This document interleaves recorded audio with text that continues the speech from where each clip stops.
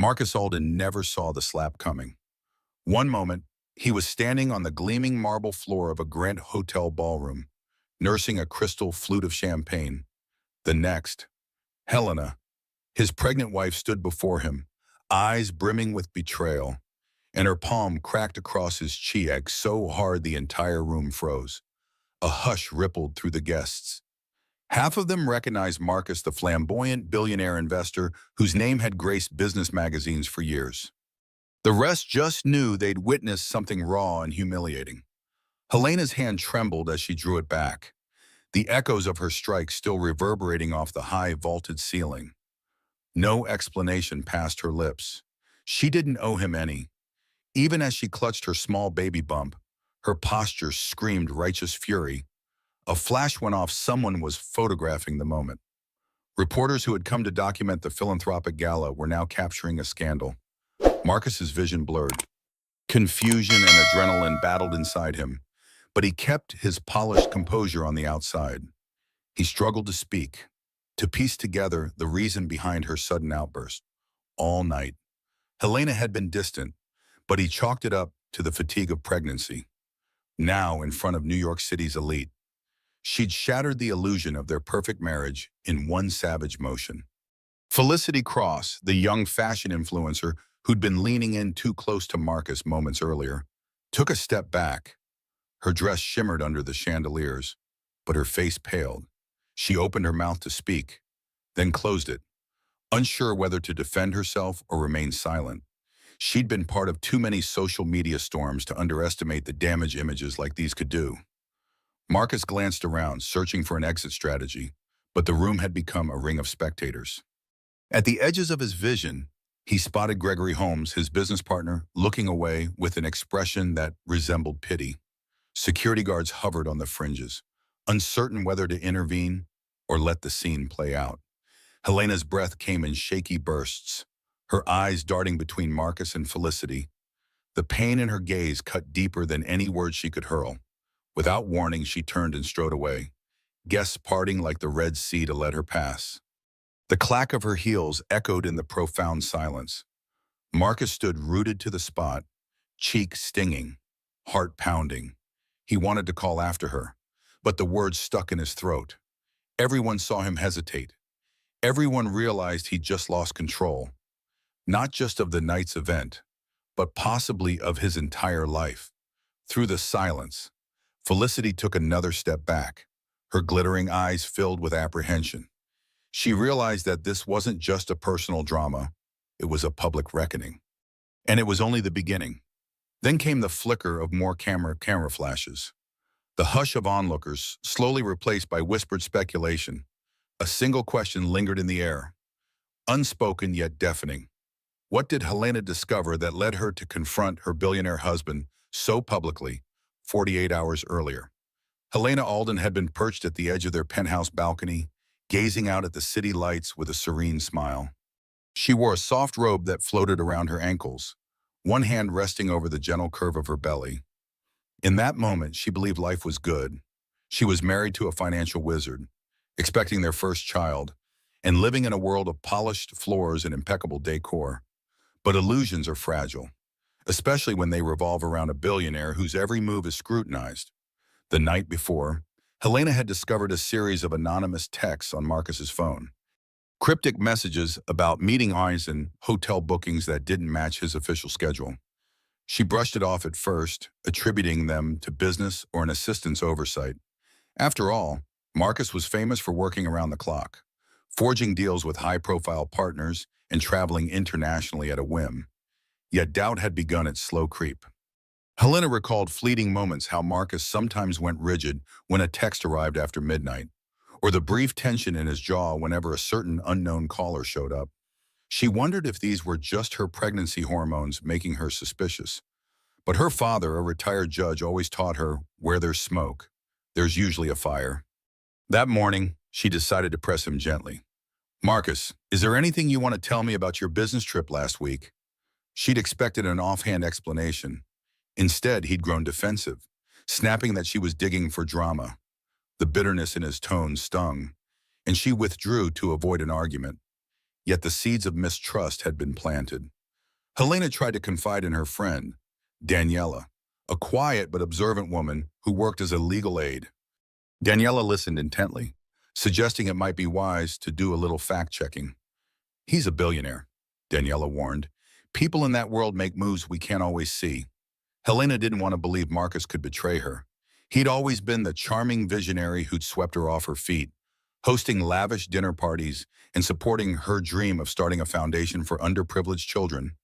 She told herself the texts were inconsequential. She told herself her husband wouldn't risk everything on an affair. But that evening, while picking up his dry cleaning, she stumbled upon a second phone in one of his suit pockets. It was a small burner device, the kind rarely seen outside of clandestine business deals. She felt a pang of dread coil in her stomach. As she flipped it open, the screen lit up with messages from a contact labeled FC. The most recent one read, "I miss you. Tonight can't come soon enough." Her heart hammered. She scrolled further, seeing hotel details and affectionate nicknames. This was no ordinary business exchange. She felt the walls of her perfect life begin to tremble. A faint voice inside whispered, "You need to prepare yourself. Something bigger is happening." Helena couldn't sleep. The city lights cast ghostly shadows across the penthouse ceilings. She sat in their bedroom, the burner phone cold and heavy in her hand. Every beep of incoming text felt like a punch to the chest. Each new message from FC read like a love note, dripping with desire and cunning. Whoever FC was, she had Marcus's attention and likely his heart. A swirl of questions tormented Helena. Could it be someone in his investment firm, a model from one of those gala events, a celebrity ally? The possibilities were endless. She felt foolish, her father's advice repeated in her head like a broken record. Trust, but verify. She had trusted. She had never verified. Marcus, oblivious to the chaos brewing, walked in from a late business dinner. The savory scent of truffle risotto lingered on him, a dish Helena knew he loved but rarely ate without her. He set down his attaché case and offered a sheepish smile. "You're still up," she forced a nod, hiding the phone beneath a throw pillow. Couldn't sleep. The baby's restless. His eyes darted to her belly, a flicker of warmth crossing his expression. "Need anything? A tea, maybe?" She resisted the urge to confront him right then. Instead, she faked a yawn. "I'll just head to bed soon." Marcus leaned in and kissed her cheek, the faint smell of wine on his breath. As he disappeared into the bathroom, Helena felt a wave of conflicting emotions. This was the man she'd vowed to love, in sickness and in health. But now someone else lurked in the shadows, sharing the intimacy that was supposed to be theirs alone. Later that night, the phone buzzed again. Helena read the text, "I'll be at the Aurora Grand Hotel tomorrow. Suite 1502, same time." Her stomach twisted. This was a definitive clue: time, date, place. She realized, with a surge of grim determination, that she had to see it for herself. She needed incontrovertible proof before she confronted Marcus. And so, she hatched a plan to follow him. Morning arrived with heavy clouds and a promise of rain. Marcus left the penthouse early, claiming he had back-to-back meetings. Helena quickly changed into subdued attire and called Daniela, her confidant. "I need you to come with me," she whispered into the phone, explaining the situation. Daniela didn't hesitate. An hour later, they were parked near the Aurora Grand's side entrance. Helena's heart pounded. She'd never spied on anyone in her life, let alone her husband. But the phone's location tracking app revealed that Marcus's second device was indeed on site. They watched as a sleek black sedan pulled up. Marcus stepped out, flanked by a business associate. He wore his usual tailored suit and carried that polished aura that made him the talk of every financial conference. Helena's breath caught in her throat. This was actually happening. She felt Daniela's hand on her arm, a silent gesture of support. They waited, hearts hammering. The real question lingered. Would Helena discover a simple misunderstanding or the ultimate betrayal that would destroy her world in the hotel's lobby? Helena and Daniela slipped behind a wide marble column, keeping their distance. The Aurora Grand exuded elegance, hushed corridors, plush carpeting, and a fragrance that whispered of wealth and exclusivity. It was the sort of place where CEOs rendezvoused with secret lovers, each believing they were too important to get caught. Marcus walked briskly toward the elevators. Helena noticed how he greeted the concierge by name, a detail that suggested he'd been there more than once. Anxiety gnawed at her, but she steeled herself. Daniela handed her a small pen camera, the kind used by investigative journalists. Helena's hand trembled as she took it. She never imagined stooping to espionage in her own marriage. They followed at a safe distance, taking the next elevator up. "Floor 15 right," Daniela whispered, eyes scanning the blinking numbers. Helena only nodded, her throat too tight for words. For a moment, she felt lightheaded. What if Marcus discovered her? Would he lash out? Or would he crumble under guilt? Ding. The door slid open. They crept down the corridor, footsteps muffled by the thick carpet. Suite 1502 stood at the far end, gilded numbers glowing under soft lamplight. A single cleaning cart rested near the opposite wall. Helena's heart thundered as she neared the door. Through the pen camera's lens, she saw no one in the hallway. It was now or never. Inside the suite, muted voices played behind thick walls. She couldn't make out any words, but there was the unmistakable lilt of a woman's laugh. A pang shot through Helena's chest. She placed her hand over her belly, silently apologizing to her unborn child for the stress. Daniela hovered behind, ready to pull Helena back if things got too intense. The door opened suddenly. Helena froze, breath catching in her throat. A housekeeper stepped out, her arms laden with used linens. She hardly paid Helena any mind. The door clicked shut behind her. Helena could hear female chatter inside, followed by Marcus's low baritone. This was real. This was where he conducted a life she never knew existed. Gathering her courage, Helena wedged the pen camera into a small corner between the door and the frame. It wasn't perfect, but maybe it would capture audio or a sliver of video. She gestured to Daniela, and they ducked behind the cleaning cart. Moments later, a burst of laughter came from within the suite. Helena's stomach twisted. In that instant, she wanted to barge in, but a deeper instinct told her to wait, collect proof, confront him when she had no shred of doubt left. Across the hallway, Helena caught a glimpse of a figure lurking at the far corner. A man in a discreet black suit, wearing an earpiece. Was he security or someone hired to ensure secrecy? He shifted his gaze toward them, causing Helena's pulse to spike. She ducked lower, thoughts racing. We're not the only observers here. Someone else is watching this drama unfold. A sudden memory seized Helena, transporting her back to the night she and Marcus met. It was a modest charity event supporting homeless youth, far less glamorous than the galas they attended now. Marcus had been the keynote speaker, fresh off a triumphant investment deal. Back then, he radiated sincerity, an underdog billionaire who rose from poverty. She'd been mesmerized, convinced that behind his confident grin lay a man who genuinely cared about making the world better. Now she stood in a hushed hotel corridor, pregnant with his child, fearing she'd discovered a man who cared more about his own desires than their marriage vows. The dissonance between memory and reality made her nauseous. She looked down at her wedding band, shining under the corridor's lights, and felt tears threaten to spill. Just then, the suite's door opened again. Helena and Daniela pressed themselves behind the cleaning cart. Two sets of footsteps emerged.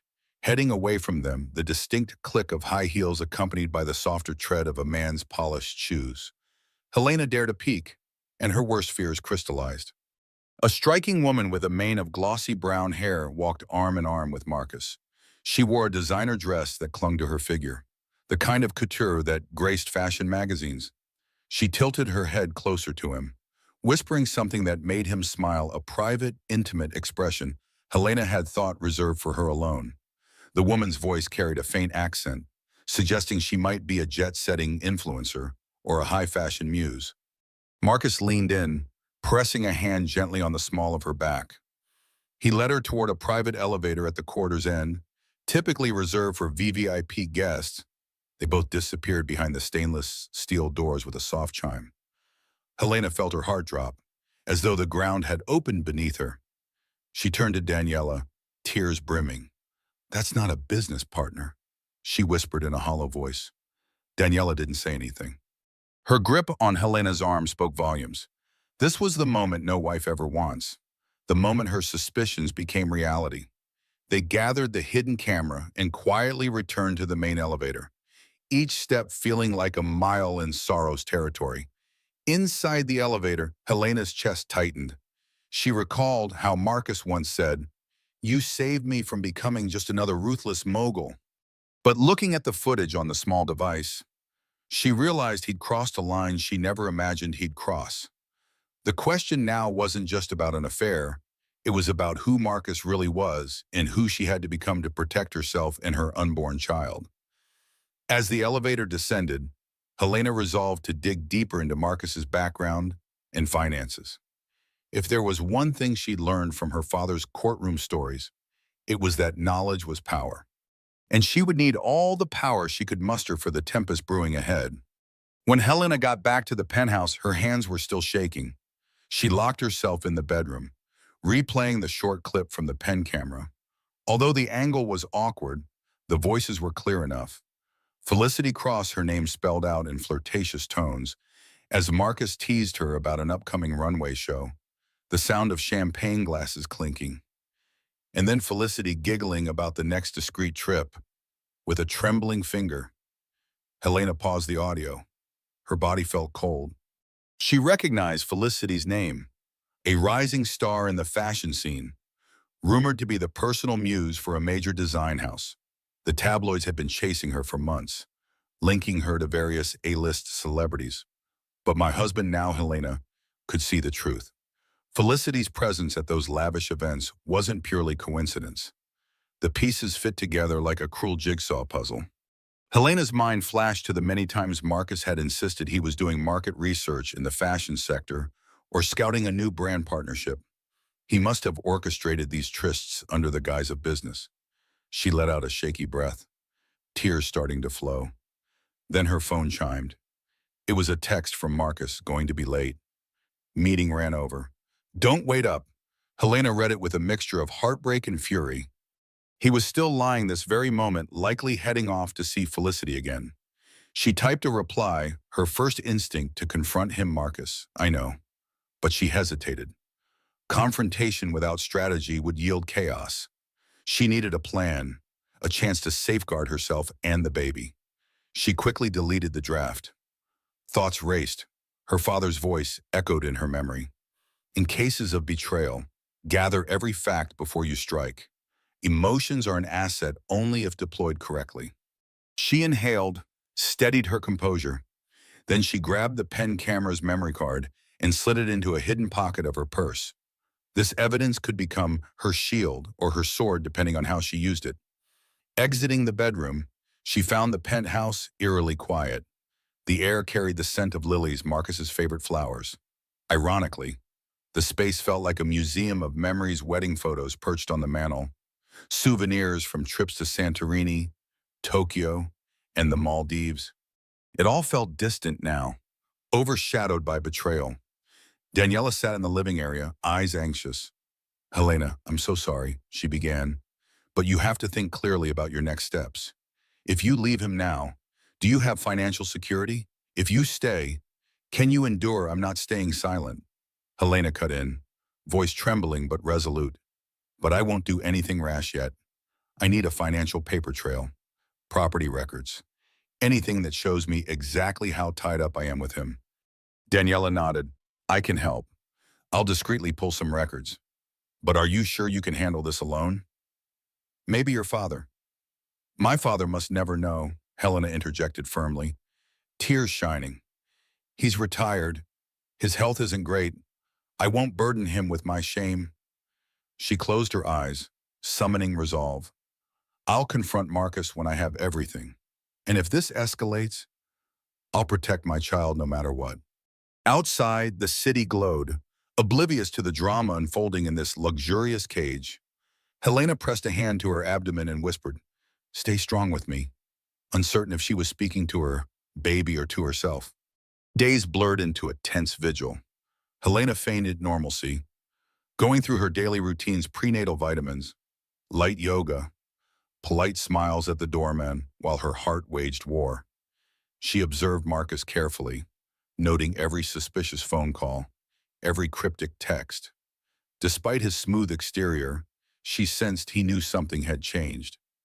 At times, she caught him studying her with guarded curiosity, as if testing the air for confrontation. Late one evening, Helena was in the study, combing through online property registries and corporate listings. The Alden fortunes spanned multiple shell companies. Her father had once remarked how the ultra-wealthy concealed their assets like nesting dolls. She found Marcus's name in all sorts of places: a vineyard in Napa, a private villa in Tuscany, a fashion startup in Milan. Could Felicity be connected to that Milan venture? The possibility chilled her. As she searched, a wave of nausea hit. Pregnancy fatigue or stress, it didn't matter. She pushed aside the dizziness and forced herself to continue. If Marcus was funneling money to Felicity or setting up trusts, Helena needed to know. The unborn child deserved a stable future, free from a father's manipulative games. Then her email pinged, a message from an unknown source. Subject line: "He's with me." Heart pounding. She opened it. A single attachment, a photo of Marcus at an upscale restaurant. Felicity leaning into him, their hands entwined under the table. The timestamp was last night. Rage flared, but also heartbreak. He's not even trying to hide it anymore. A wave of dizziness struck Helena again, stronger this time. She braced herself against the desk, breathing through the discomfort. She was losing weight. She realized the pregnancy should have been a time of healthy gain, but stress was draining her. "This can't keep happening," she whispered. "I need to end this soon." Suddenly, the study door cracked open. Marcus stood there, brow furrowed. "You're still up." He glanced at her screen, eyes narrowing, working on something. Helena's mind raced. She closed her laptop casually, just browsing baby gear. His gaze flicked to the dark circles under her eyes. "I want you to rest. Doctor said you shouldn't strain yourself." The concern in his voice sounded genuine, but she couldn't trust it. "Not anymore." She forced a tight smile, ignoring the swirl of resentment. "I'll sleep soon. Promise." An awkward moment passed. Marcus hesitated, as if he wanted to say more. Instead, he walked away, shoulders tense. The door clicked shut, leaving Helena alone with her silent fury. Once certain he was gone, she reopened her laptop. She fired off a short email to Daniela. "I need that private investigator you mentioned. We're running out of time." Then she stood, hand pressed to her stomach, whispering soft reassurances to her baby. She knew that the next steps would be dangerous for her marriage, for her emotional health. But the alternative was to remain a powerless pawn in Marcus Alden's double life. 2 days later, Helena met with a private investigator named Trevor Vaughn, recommended by Daniela. He was discreet, middle-aged, and had the stoic demeanor of a man who'd seen far too many broken families. They rendezvoused in a cozy cafe tucked away from prying eyes in Greenwich Village. Helena wore sunglasses and a simple coat, attempting to remain incognito. Trevor greeted her with professional courtesy. After ordering coffee, he pulled out a battered notebook. "I've looked into your husband's background," he began, voice low. "Some interesting threads appear once you dig beyond the public persona." Helena's pulse quickened. "Explain?" He flipped a page. Marcus Alden wasn't always the squeaky clean prodigy. His rise in finance overlapped with a group of private equity magnates who skirted ethical lines. There were rumors he financed hush deals to bury certain controversies. Nothing proven, but the pattern is their fake holdings, rumored bribes, shell companies. Helena's breath hitched. She recalled her father's old adage that great fortunes sometimes hid dark corners. She always believed Marcus overcame adversity the honest way. Could Felicity be part of these hush deals? Trevor shrugged. Possibly, but I suspect she's more personal than business. However, I did find one link. Felicity Cross has a brand endorsement underwritten by the same Milan venture your husband partially owns. It's not direct, but it's suspicious. Helena's stomach clenched. He's funneling money to her. she muttered. Recalling her own research, she felt a knot of betrayal tighten. Anything else? Trevor leaned forward. Yes. About your husband's past relationships, there's an old police record, a domestic disturbance from years ago involving his former fiancée. Charges were dropped, but the fiancé claimed he threatened her if she revealed certain secrets about his business deals. He paused, letting the gravity sink in. It suggests he can turn ruthless when cornered. Helena inhaled sharply, shock warring with heartbreak. She realized how little she truly knew about Marcus's capacity for manipulation. The thought of him threatening someone made her question whether she and the baby were genuinely safe. She glanced around the bustling cafe, the latte art swirling in her untouched cup. Trevor, I need everything you can find: bank statements, property logs, travel records. If there's a paper trail to Felicity, I want it. Trevor nodded. We'll have a clearer picture soon. Meanwhile, I advise caution. Don't let him suspect you're on to him. A sad smile crossed Helena's lips. He already senses I'm distant, but I'll keep it hidden as long as I can. Before leaving, Trevor handed her a small burner phone. Only contact me from this. Your husband may monitor your calls. Helena slid it into her purse, her heart heavy. She exited into the crisp winter air, pulling her coat tight.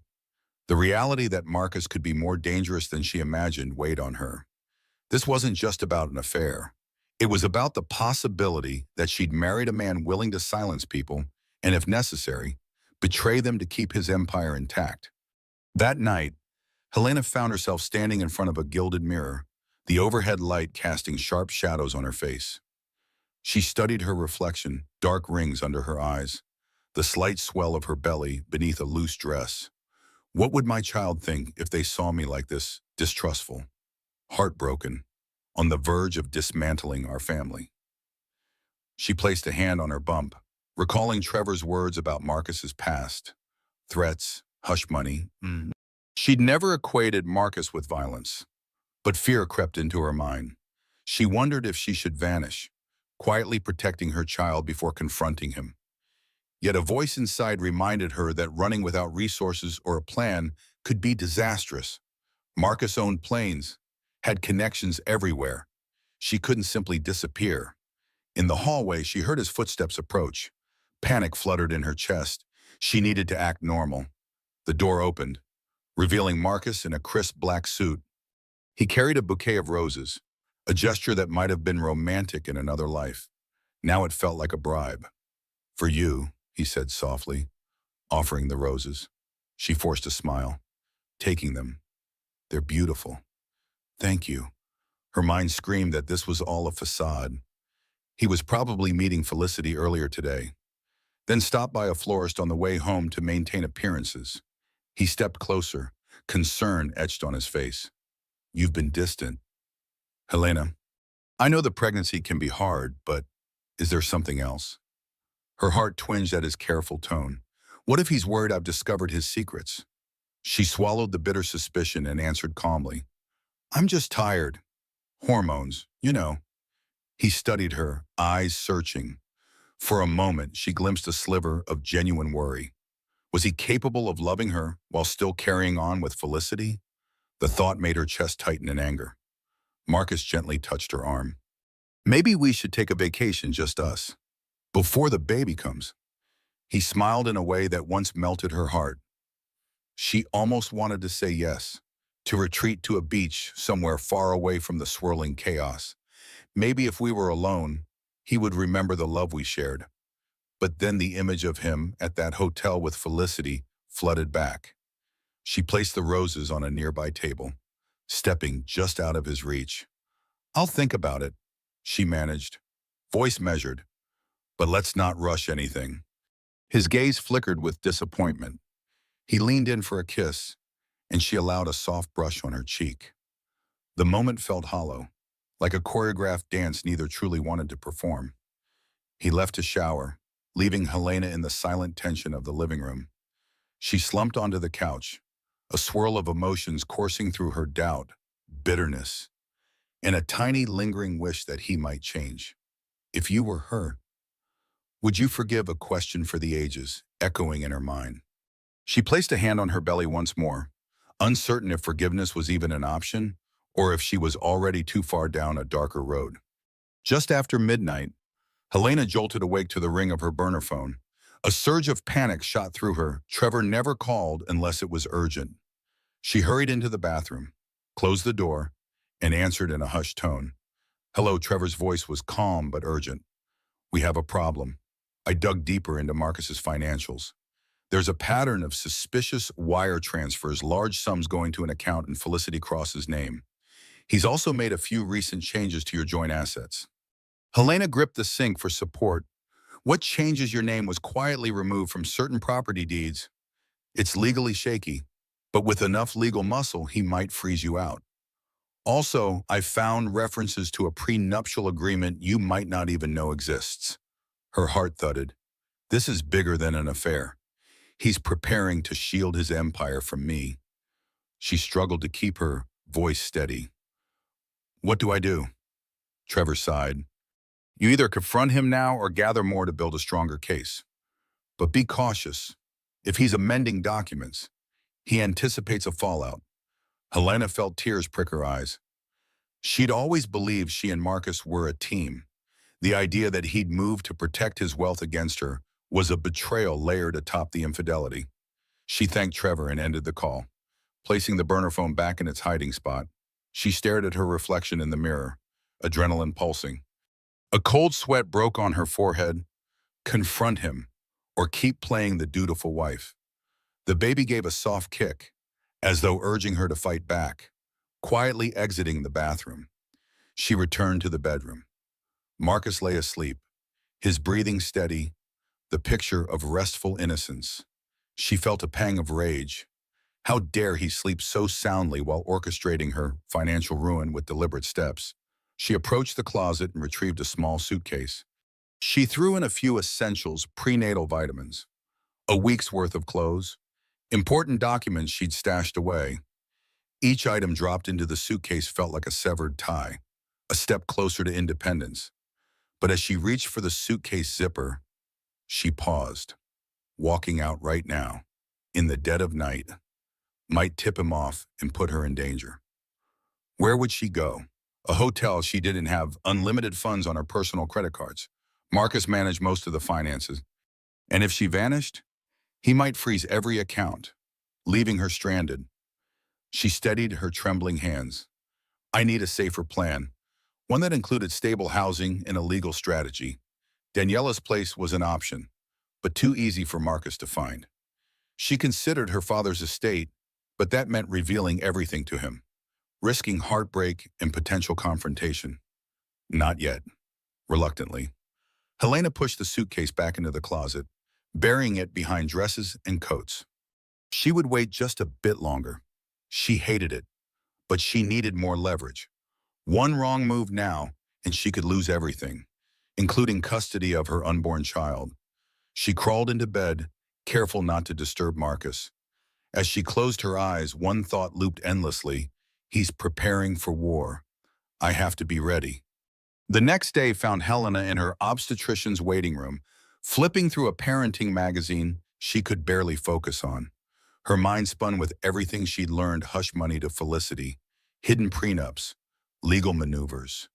She fought to maintain composure. Stress could harm the baby, yet stress was all she had.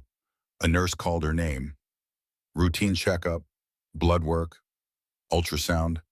The doctor, a warm-faced woman named Dr. Caldwell, gently probed Helena's emotional state. Things at home okay? She asked, noticing the tension in Helena's posture. Helena forced a smile. Just a lot on my plate. She avoided mentioning her tumultuous marriage.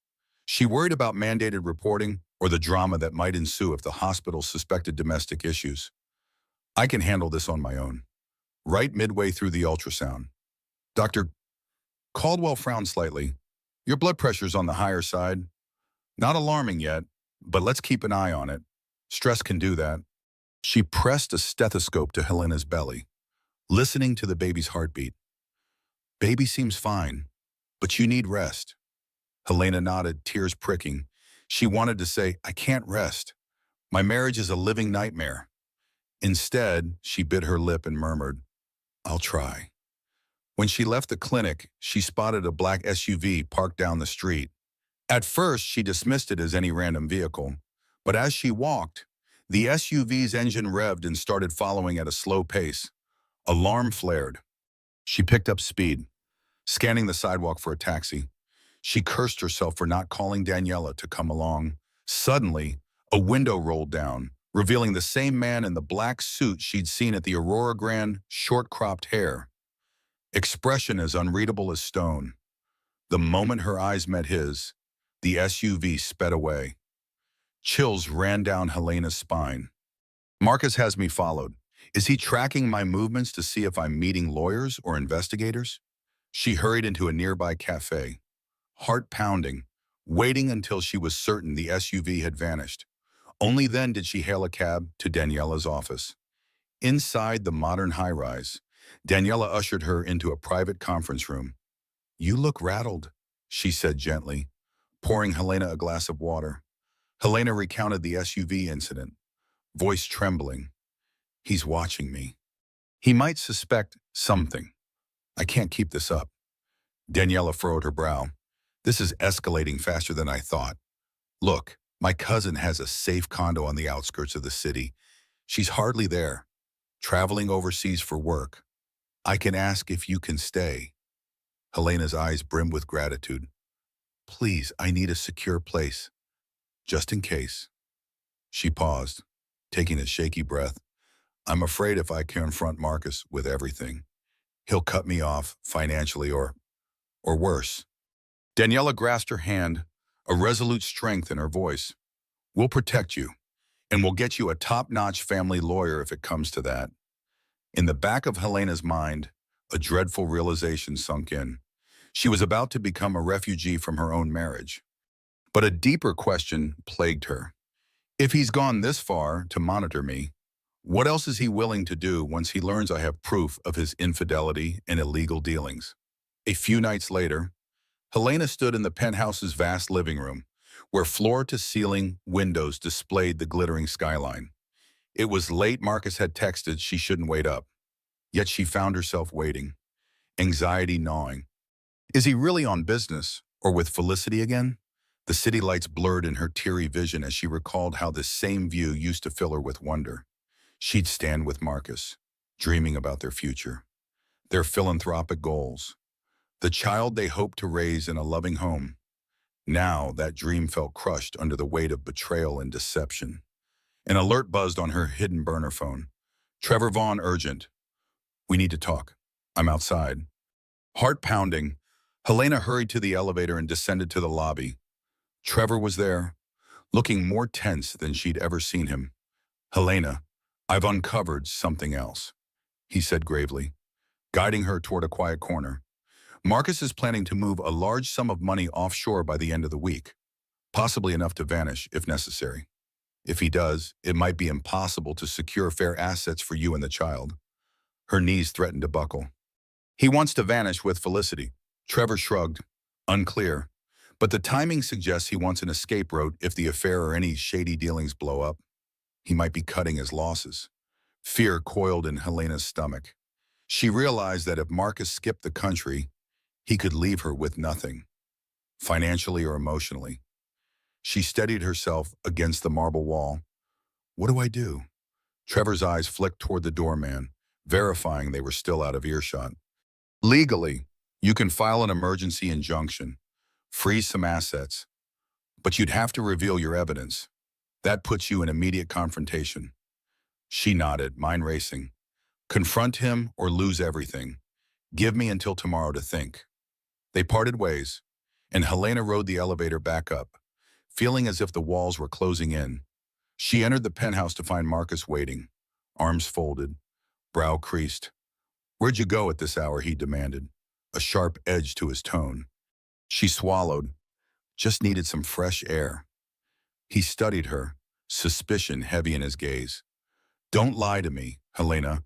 I've been noticing how secretive you've become. You're meeting people, disappearing for hours. 1,000 angry retorts simmered in her throat. You dare question me after lying for months, but she kept her face neutral. Isn't that what you've been doing? Marcus disappearing, lying, his jaw clenched. Let's not fight. I'm just worried about you, especially with the baby coming. She laughed. A hollow sound. Right, you're worried about me. The tension thickened, unspoken accusations swirling in the air.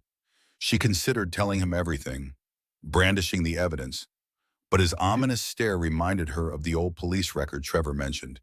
If she pushed too hard, too soon, would he lash out? She turned away, heading toward the bedroom.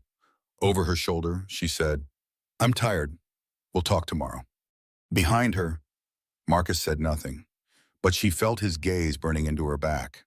In that silence, Helena realized tomorrow might bring the final showdown. Because one thing was certain, Marcus Alden was on high alert, and her window of escape was closing fast. Dawn broke over the city in a muted glow, bathing the penthouse in soft light. Helena hadn't slept. She sat in her favorite armchair, phone in hand, waiting for Daniela's green light about the condo. Each minute felt like an hour. Each quiet second, a reminder that everything was on the brink of collapse. Marcus emerged from the bedroom, tie half knotted, phone pressed to his ear in a low, terse conversation. He ended the call abruptly when he saw her, offering a tight smile. Morning. I have to fly to Chicago today. Emergency board meeting. Helena's heart lurched. An emergency trip. Could this be his move to funnel money or disappear entirely? She forced herself to remain calm. You'll be gone overnight. He shrugged. Possibly. Depends on how negotiations go. A heavy silence filled the space. Helena sipped her tea, searching for the courage to say what needed to be said. Every fiber of her being screamed that this was the day. If he left for good, she'd lose any leverage. Yet something in Marcus's eyes said he suspected her of something too. The tension was palpable, each waiting for the other to strike first. Marcus checked his watch. Car's waiting. We'll talk when I'm back. He paused, gaze flicking to her belly. Take care of yourself. Please. She couldn't meet his eyes. Instead, she nodded, the taste of bitterness on her tongue. With that, he gathered his suitcase and left. Helena exhaled a shuddering breath, tears slipping down her cheeks. A pang of guilt mingled with anger. Why guilt, she wondered. Perhaps for the destruction about to be unleashed. Moments later, Daniela messaged condo is set, keys under mat, address, texted. Relief flooded Helena. She had a safe haven now. She quickly packed her suitcase, the same one she'd nearly taken days ago. This time, she wouldn't hesitate. Trevor called next, confirming he was finalizing paperwork for an injunction that would freeze part of Marcus's assets. Helena knew this action would light a fuse. By day's end, Marcus would discover her move. The confrontation would be explosive, but at least she and the baby would be out of harm's reach. She cast one last glance around the penthouse, the crystal chandelier they'd chosen together, the couch where Marcus once kissed her after a silly argument, the painting they bought on their honeymoon. Each memory stung. We once had love here. Now it's just a stage for betrayal. As she stepped out the door, Helena felt the weight of a momentous decision. She was risking everything on the chance that truth and justice would prevail. Yet, a small voice inside wondered if this gamble would only enrage Marcus into more dangerous tactics. The elevator doors glided shut, carrying her away. Her heart pounded with a mixture of fear and resolve. Next stop, the condo, a new start, and potentially the final battle for her marriage and child. Neither she nor Marcus realized that the biggest twists were yet to come, and the fall from grace they'd experienced so far was only the beginning of a far more perilous journey.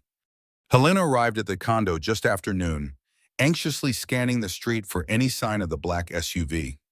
The building was a modest high-rise in a quieter neighborhood, far from the glitzy Manhattan penthouse she used to call home. Her breath shook with every step up the lobby's marble floor.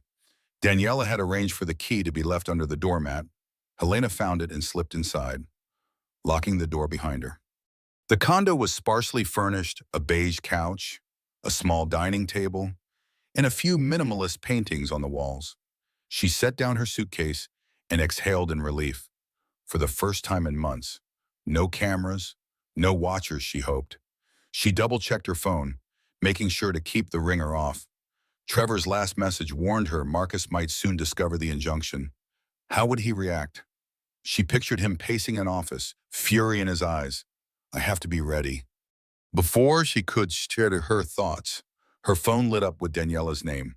Helena, you okay? Her friend asked immediately. Just got here. Doors locked. I think I'm safe. Good, Daniela replied. Trevor emailed me copies of the asset freeze documents. They'll be filed by day's end. If Marcus tries to move funds to that offshore account, he'll hit a legal blockade. Helena sank onto the couch, exhaustion heavy in her limbs, and then we braced for his reaction. They hung up, leaving Helena alone with the silence. She wandered the small living area, trying to find some sense of normalcy. Her stomach growled a reminder that she was eating for two. In the kitchen, she found a half-stocked pantry. Even a can of soup felt comforting as she realized she hadn't had a decent meal in days. After warming the soup, she settled on the couch. Each spoonful tasted like a lifeline, fueling her battered body. She patted her belly gently. It's not much, but at least we have peace here, she whispered, hoping the baby felt her cautious optimism. Yet the tranquility didn't last long. A sharp knock on the door startled her, heart in her throat. Helena rose, inching carefully toward the peephole. A delivery guy in a green uniform stood outside, holding a bouquet of flowers. Flowers, her pulse hammered. Marcus again. Or, she opened the door a crack. Chain still secured. Yes, delivery for Ms. Helena Alden, he said, reading from a note. He extended the bouquet, white orchids, elegantly arranged. Helena's stomach nodded. She hadn't told anyone this address, apart from Daniela and Trevor. How did Marcus find her so fast? She unlatched the chain, accepting the bouquet. The delivery man thanked her and hurried off. The bouquet came with a small envelope. With shaky fingers, Helena opened it. A single line read, "You can't hide forever." She dropped the card, pulse roaring in her ears. Were these from Marcus Felicity or someone else entirely? Her vision blurred with fear. The safe haven felt compromised already. Setting the orchids aside, she locked every window and door. It begins, she thought. The real battle was on, and she could only pray she'd survive the war to come. Panicked by the ominous note, Helena called Daniela back. Her friend wasted no time showing up at the condo. The two women stood in the cramped entryway, examining the flowers as if they might detonate. Could it be Marcus? Daniela mused, searching the orchids for any clue. He knows you left the penthouse, but does he know exactly where Helena hugged herself, shaking her head? If he knows, why send a cryptic threat? He could just show up. Daniela thought for a moment, then frowned. What about Felicity? She might want to scare you off, especially if she knows about the asset freeze attempt. Helena's stomach churned. The idea that Felicity could be orchestrating intimidation was terrifying. She'd initially seen Felicity as a fling, an opportunistic social climber. Now she realized the woman might be more dangerous, especially if she stood to lose some golden payout. Daniela exhaled, pressing a palm to her temple. We need a plan. If this place is compromised, you can't stay here long. Maybe you should go to your father's after all. Helena's eyes filled with tears. He's got heart problems. Learning about this would break him. I can't risk it. She paced the small living room. What about that property you mentioned upstate, a friend's cabin? Daniela shook her head. It's too isolated, harder for me or Trevor to reach you quickly. A wave of helplessness hit Helena, but she swallowed it down. She was done feeling like prey. I have to fight back. Okay, let's call Trevor. We'll see if he can trace the sender of these flowers. Maybe we'll find a lead. While Daniela texted Trevor, Helena's gaze drifted to the orchids. Beautiful but menacing. She felt a pang of loss for the life she once lived, full of genuine gifts and sweet gestures. Now every gesture bore hidden threats and agendas. They spent the next hour discussing possible hiding spots. Daniela suggested short-term rentals under an assumed name, Helena worried about finances. Marcus had dominated their bank accounts so thoroughly she had limited liquidity. Even her credit cards might be flagged. Finally, a message from Trevor arrived. On my way. Don't open the door for anyone else. Helena's nerves calmed slightly. She refused to let fear paralyze her. Her unborn child needed a mother who could protect them. When Trevor arrived, he wore the same solemn expression as before. He examined the note carefully, checking for prints or any sign of a forging style. No direct mention of your name, but it's definitely personal. Can you figure out who paid for the flowers? Helena asked, arms crossed to hide her trembling hands. I'll do my best, Trevor said. In the meantime, I have more intel on the offshore transfer. Marcus filed a formal request to move a substantial sum. The injunction might block it, but only if the paperwork goes through in time. Helena's throat tightened. So, we're racing against his bank transactions. Trevor nodded. Exactly. The moment he realizes the funds are frozen, he'll suspect you're behind it. Daniela looked at Helena with a grim smile. Ready or not, that confrontation is coming. You have to decide if you'll strike first or wait for him to come after you. Helena glanced at the threatening note once more. You can't hide forever. She inhaled, a flicker of defiance igniting in her chest. I'm tired of running. If he wants a fight, I'll give him one. While Trevor worked his investigative magic, Helena found herself with hours to kill in the condo. The isolation weighed on her, so she sank into the couch and clicked on a laptop Daniela had brought untraceable. Or so they hoped. She typed in a name she'd never thought she'd search so intensely: Marcus Alden's early life. Officially, Marcus's story was a rags-to-riches tale, orphaned at a young age, shuffled through foster care, then discovered a knack for finance that launched him into billionaire status. Yet she'd always sensed small inconsistencies. He rarely spoke about his foster families, or how he first got the capital to start investing. Something about it felt curated. Scrolling through obscure articles, Helena found mention of a legal settlement from 15 years ago. It involved an older hedge fund manager, some hush-hush dealings, and a then-teenage Marcus Alden. The details were scarce, but it implied Marcus had been mentored or possibly exploited by a man named Silas Kapler. Photos of Marcus at charity events from that era showed him looking haunted, gaunt, a far cry from the confident mogul she knew. She kept digging. Next, she discovered a snippet from a defunct blog claiming that Silas Kapler had paid off certain guardians to keep Marcus under his wing. The blog alleged Kapler used Marcus as a front for illegal trades. Is this where Marcus learned to juggle lies and money? A quiet knock broke her concentration. She tensed, but Daniela called from the hallway. Helena, it's me. Opening the door, Helena let her friend in. Daniela glanced at the laptop screen. Learning some old skeletons? Helena nodded, biting her lip. It's so bizarre. I believed his official narrative that he overcame adversity on his own brilliance. But I see a pattern of powerful men using him. Or him using them. Daniela set a manila envelope on the table. Fresh documents from Trevor about the offshore accounts. Seems your husband is no stranger to shady mentors. Maybe Silas Kapler was the first. Helena rubbed her temples. I'm starting to think Marcus never escaped the shadow of exploitation. He just became the new puppet master. The question is how far he'd go to protect the facade. Daniela hesitated. There's more. Trevor found a sealed court record about that fiancé your PI mentioned. She tried to blow the whistle on some insider trading. Marcus threatened to smear her reputation, and she vanished from public life. A chill crawled up Helena's spine. Vanished? You mean not literally missing, but she changed her name, left the city, possibly out of fear. Helena closed her eyes, heart pounding. This is the man I married, the father of my unborn child. She felt a wave of revulsion, mixed with a pang of pity for the boy Marcus once was. I can't let him keep winning. If he's done this before, he'll do it again. He'll bury me and Felicity if it suits him. Daniela gently touched Helena's shoulder. Then we expose him. Not just the affair, everything. Are you prepared for that, the media frenzy, the social fallout?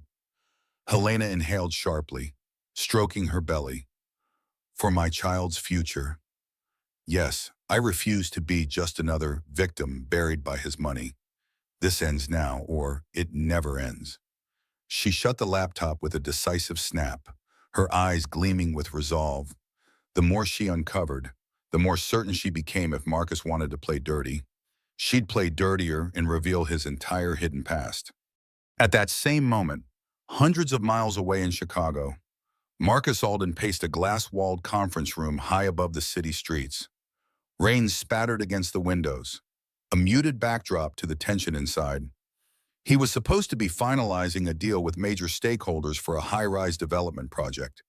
Instead, his phone screen flashed incessantly calls from his legal counsel, urgent notifications from his bank. Across the table sat Nolan Graves, a veteran investor with silver hair and piercing blue eyes. He tapped his pen impatiently. Marcus, you're distracted. We need confirmation on whether you're still contributing the promised funds. The entire deal hinges on your liquidity. Marcus forced a confident smirk. Of course. I'm committed. There's just a minor hiccup. He tried to maintain composure, ignoring the alarm bells in his head. Why is the bank not releasing the wire? He excused himself to the hallway, phone pressed to his ear. His attorney, Marianne Clark, answered on the second ring. Marcus, we've got an issue. An injunction was filed, freezing a significant portion of your assets. The bank can't process your offshore transfer. Marcus's eyes blazed with anger. An injunction on what grounds? She hesitated. Citing marital property protections, it appears Helena Alden's legal team is behind this. She's claiming you're moving assets out of reach. It's a preemptive measure. A thunderous expression darkened his features. Helena, he clenched his fist. So she found out more than just the affair. His mind raced. Did she discover Felicity's payments or something worse from my past? Marianne's voice cut in. We can file a counter motion, but that'll take time. Meanwhile, your funds remain locked. The board meeting in Chicago, if they require immediate capital, you might not be able to deliver. Marcus's jaw tightened. His empire thrived on confidence. Delays or doubts could cost him key alliances. Do whatever it takes. I can't afford to appear weak. After hanging up, he leaned against the corridor wall, chest heaving with frustration. Helena had blindsided him. His mind flicked through possibilities. She must have help, Daniela or some private investigator. He thought of the man in black he'd assigned to watch Helena, a loyalty from his old circles. Did he fail to intercept her in time? Nolan Graves poked his head into the hallway, eyebrows raised. We're waiting, Marcus. The clock's ticking. Plastering on a confident mask, Marcus returned to the conference room. Small legal complication. I assure you it'll be sorted in a day or two. He couldn't let them smell blood. In the world of high finance, vulnerability was akin to a feeding frenzy. Nolan studied him, an air of skepticism. We'll see, he murmured. Because if you can't deliver, there are others who will. Marcus forced a grin, ignoring the knot in his gut. He'd built an empire on the premise of unwavering control. Now Helena threatened it all. This is war, then, he thought grimly, stepping back into the meeting with polished confidence. You want to freeze my accounts? I'll find a way around it, and I'll make sure you regret ever challenging me. Felicity Cross stared at the Chicago skyline through the Huddle Suite's panoramic windows, phone gripped in her manicured hand. Just moments ago, she'd learned of a critical complication. Helena Alden's injunction was real, freezing a chunk of Marcus's assets. That meant Felicity's promised investment, her ticket to launching a global fashion line, was now in jeopardy. She paced the suite in agitation. Barefoot, still wearing the glamorous silver gown from last night's event, she looked like the picture of success. But behind the poise was a roiling dread. She refused to return to the nobody she was before meeting Marcus. I can't be just another influencer drifting between brand deals. She seethed internally. Marcus owes me. Her personal assistant, Reese, sat on the edge of the sofa, fiddling with a tablet. We've got some traction on social media. Felicity, he said cautiously. But the tabloids are focusing on Marcus's meltdown more than your new collection. Felicity tossed her phone onto a side table. Of course they are. Helena's playing her cards well, and that PI of hers is too good. She recalled the day she first caught Marcus's eye at a fashion expo in Milan. She'd recognized the hunger in him and ambition that mirrored her own. That synergy had turned into a torrid affair, which in turn became a business arrangement. I supply the glamour. You supply the checks. Simple. But nothing was simple anymore. The hush money Marcus had funneled to her brand was effectively halted. If Helena's legal team dug deeper, it might expose questionable finances that Felicity preferred to keep buried, especially her own quiet deals with Silas Kapler, a shadowy figure rumored to have minted more than one overnight success starlet. They'd better not find that paper trail, she thought grimly. Reese cleared his throat. Could you spin a story? Position yourself as the victim? People sympathize with a woman scorned. By calling Helena the villain, Felicity mused, that might push her to release even more damaging proof. Besides, I also risk angering Marcus.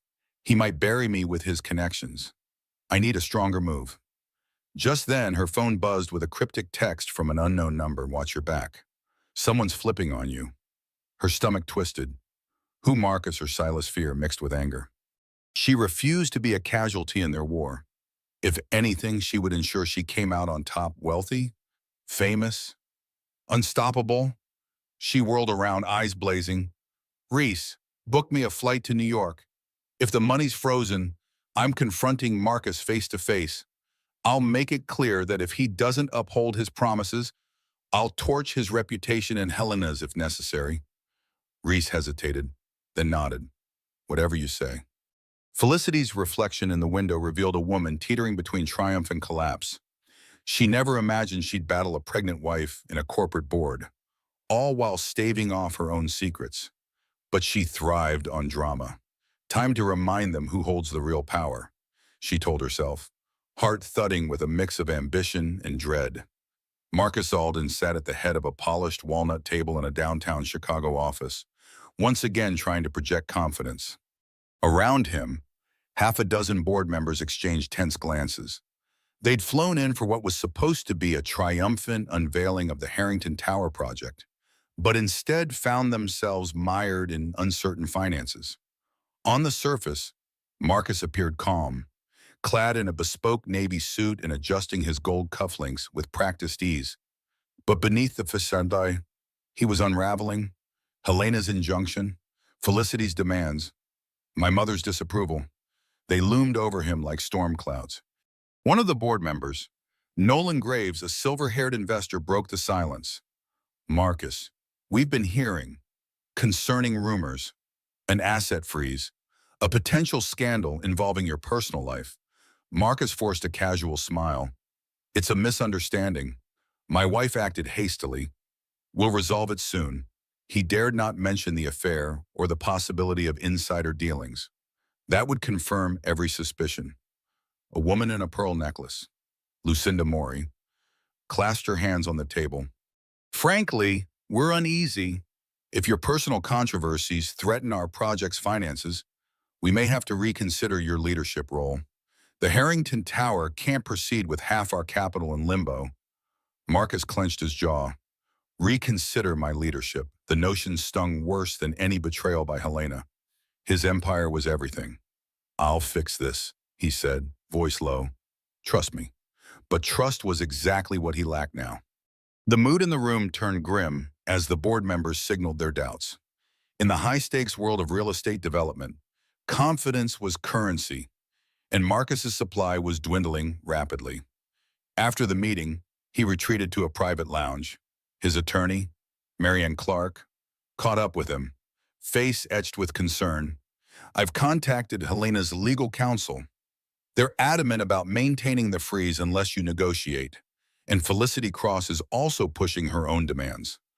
Marcus sank into a leather armchair, tension radiating from every muscle. Felicity has no right to demand anything more. She was just... He stopped, remembering how complicated that just had become. Felicity knew too much. She could leak details about his questionable deals, especially the ones involving Silas Kapler's Swiss network. Marianne lowered her voice. We can't keep all these plates spinning. I advise a settlement with Helena. At least that might unfreeze a portion of your assets to appease the board. He glared at her. So you suggest letting Helena win that pregnant victim who turned my life upside down? She's the reason I'm in this mess. His attorney's gaze hardened slightly. She's carrying your child, and by law, she has strong grounds to protect her marital and parental rights. On top of that, if she indeed has proof of your financial maneuvers, the SEC might come knocking. Marcus stood abruptly, fists clenched. This is my empire, my life. Yet it was crumbling because Helena dared to fight back. Fine, he said, forcing the words out. Draft a meeting with Helena. We'll see what it takes to fix this. But Felicity needs to back off, or I'll handle her myself. Marianne swallowed, uncertain if his threat was figurative or literal. Marcus Alden was cornered, and cornered predators often struck without mercy. She nodded, leaving him alone to brood over a future that looked darker by the hour. Daniela gently closed the condo door behind her, setting a bag of groceries on the kitchenette counter. She found Helena seated at a small table by the window, reviewing a stack of documents under lamplight. Shadows clung beneath Helena's eyes, but her posture radiated determination. New updates, Daniela asked softly. Helena nodded, voice hushed. Trevor emailed me potential evidence linking Marcus and Felicity to suspicious wire transfers. It's not conclusive yet, but it points to them funneling money through a Swiss account. Her gaze drifted to the faint glow of the city skyline. If that's true, we might be looking at fraud or money laundering. Daniela let out a low whistle.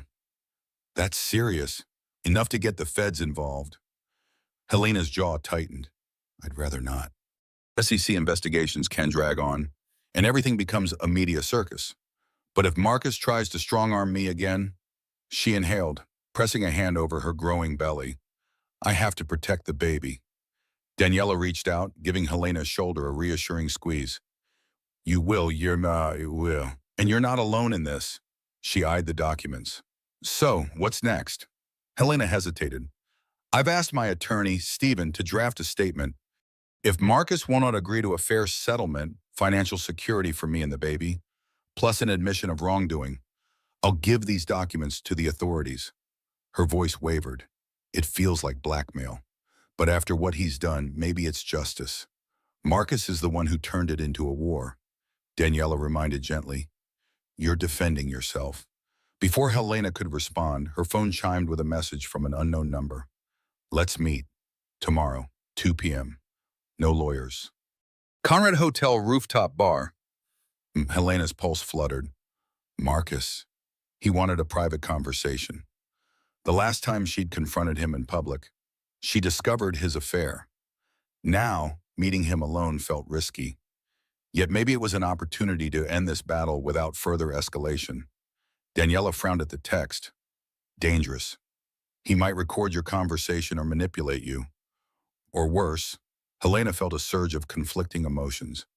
She recalled her early days with Marcus, how she once believed in his sincerity. He's lost a lot, his reputation, board confidence. Perhaps he's desperate enough to compromise, or desperate enough to do something reckless. Daniela countered. Helena swallowed. I'll be careful. I'll set my phone to record. Keep you nearby. But if there's a chance we can settle this quietly, avoid Felicity's drama, the SEC's involvement, I have to try. Daniela reluctantly nodded. Then I'm coming with you. I'll wait in the lobby if you insist on going alone. Helena reached for Daniela's hand, gratitude lacing her eyes. Thank you. As the night deepened, Helena found it impossible to sleep, mind swirling with possibilities. Marcus might be ready to concede, or he could be laying a trap. Yet one truth stood out. She was done being the passive wife. If he planned any deceit, she'd be ready to defend everything she held dear, no matter the cost. The following afternoon, Helena stepped off the elevator onto the Conrad Hotel's rooftop. The wind tugged at her hair, and the sun glinted off glass railings. She clutched her coat tight, scanning the opulent bar area. Only a handful of midday patrons lingered at tables with panoramic city views. At a secluded corner, Marcus stood with his back to her, silhouetted against the skyline. His posture appeared rigid, shoulders tense. She took a fortifying breath and approached, heart pounding. "Marcus," she said softly. He turned, revealing tired eyes and a forced smile that didn't reach them.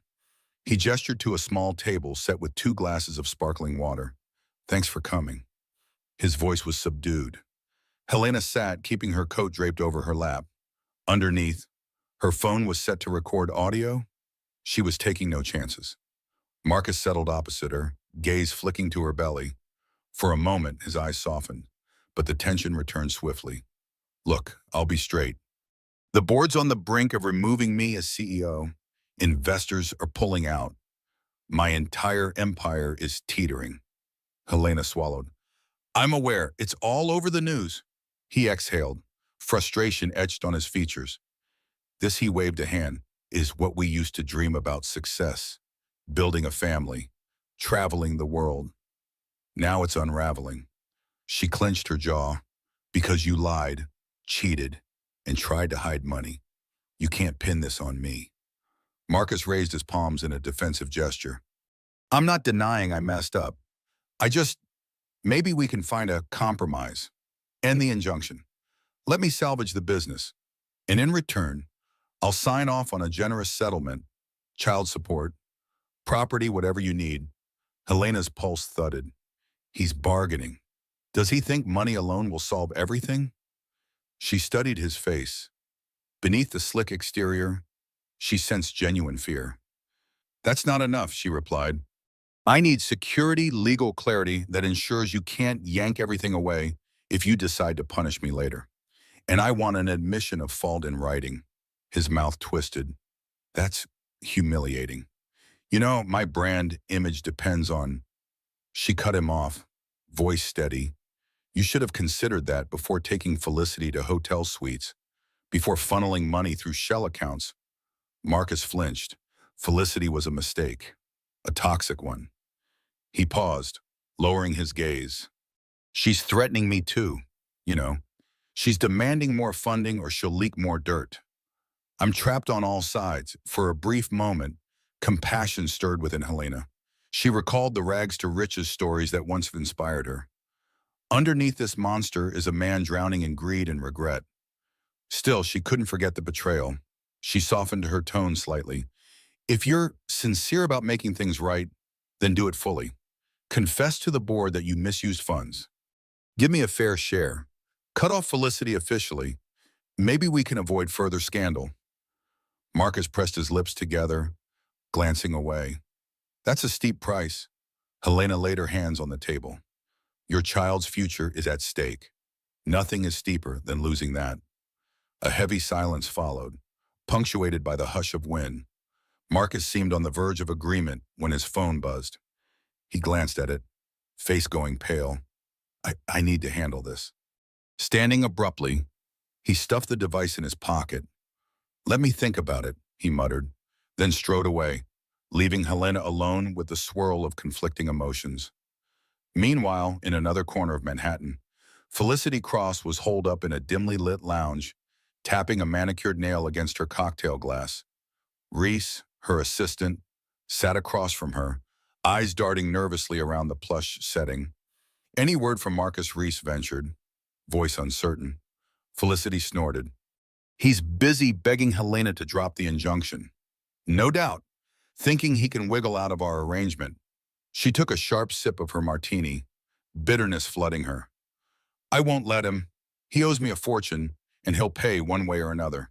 She scrolled through her phone, scanning the latest finance gossip.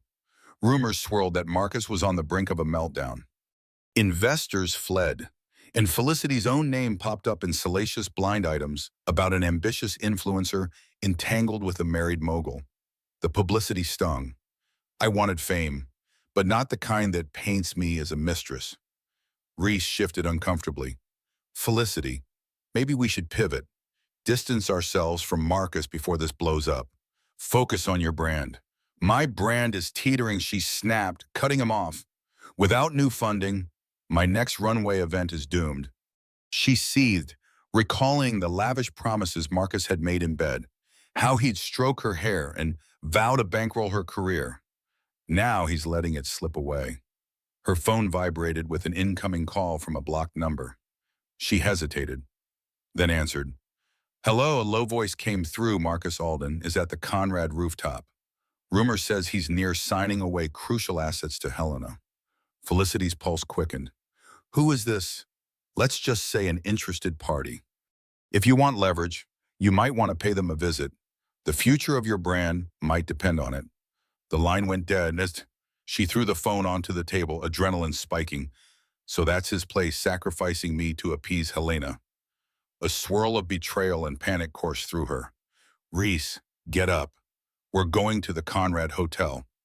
Reese's eyes widened. Now we'll cause a scene. Felicity smirked bitterly. Exactly. If Marcus thinks he can discard me without consequence, he's mistaken. Helena might own his heart well, whatever is left of it, but I own his secrets.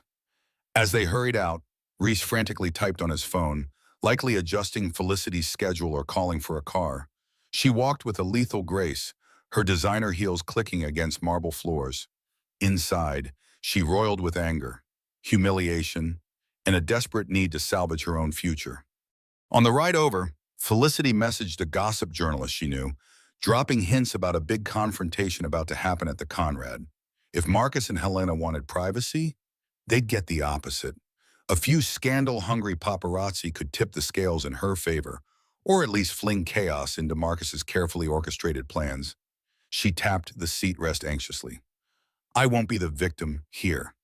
If their marriage drama is overshadowing me, I'll force the spotlight back. With each passing minute, her resentment deepened. Marcus had used her. Helena had stolen sympathy, and the world called her a homewrecker. Enough was enough. Helena had just stepped into the Conrad Hotel lobby after the tense rooftop conversation when a surge of flashing cameras blinded her. A cluster of paparazzi had materialized out of nowhere, forming a frenzied semicircle around the exit.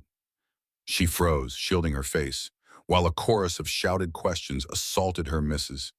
Alden, is it true you froze your husband's assets? Are you divorcing him over the affair with Felicity Cross? Is the baby safe amid all this stress? Her heart hammered. She'd encountered paparazzi before at galas, charity events, but never directed so viciously at her. She fought to maintain composure for the baby's sake. Stay calm. Don't give them an outburst. A hotel security guard rushed forward, trying to hold back the throng, but they were relentless. Cameras clicked, voices rose, and Helena's pulse spiked in panic. Then she spotted Felicity Cross entering through a side door, flanked by Reese and a few other men. Felicity's posture was regal, a camera-ready smirk on her face. One paparazzo spun around. Felicity, is it true you plan to sue Helena for defamation? Are you pregnant too? Felicity answered smoothly. I'm just here to clear my name. Some people can't handle the truth. Her gaze slid pointedly toward Helena. A wave of anger and a flicker of fear coursed through Helena. Felicity orchestrated this ambush. She attempted to push past the cameras, but Felicity stepped into her path, leaning in with a theatrical whisper. Busy meeting with Marcus behind closed doors. Afraid he'll choose me over you. Helena bristled, shoulders trembling. Go away. Felicity, you have no right. A paparazzo's microphone thrust between them. Felicity, did Marcus promise to leave his wife Helena? Are you fighting for sole custody? The cacophony escalated. Cameras nearly shoved into Helena's face. Hotel security called for backup, but the crowd kept pressing. Felicity seemed to revel in the chaos, playing the part of a wounded starlet while simultaneously feeding the rumor mill. Suddenly, Helena felt a sharp pain in her abdomen, stress flaring. She gasped, hand drifting to her belly. Not now, please, baby. Be okay. That momentary weakness sent her stumbling backward, nearly colliding with a camera operator. A few lenses swung to capture her grimace. From behind the crowd, Daniela emerged like a guardian, shoving her way through. Give her space, she barked, throwing a protective arm around Helena. She glared at Felicity. You set this up. Felicity's expression remained inscrutable, but the satisfaction gleamed in her eyes. Oh, please. The paparazzi follow me everywhere. I can't help it if they stumbled on a juicy story.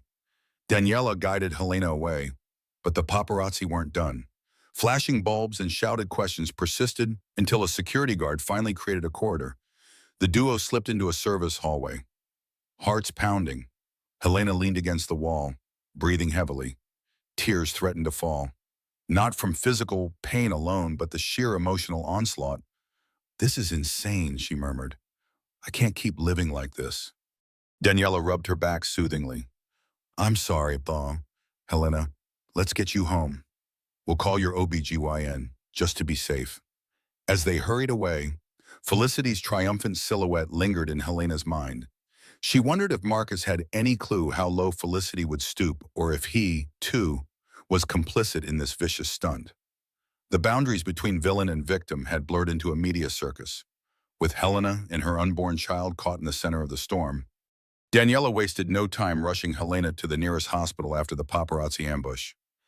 In the backseat of a taxi, Helena clutched her stomach, forcing slow, measured breaths. Waves of anxiety compounded the physical discomfort. "I can't miscarry. Not like this. Breathe, Helena. Breathe." They arrived at the ER entrance. A nurse quickly ushered Helena into an exam room, hooking her up to fetal monitors.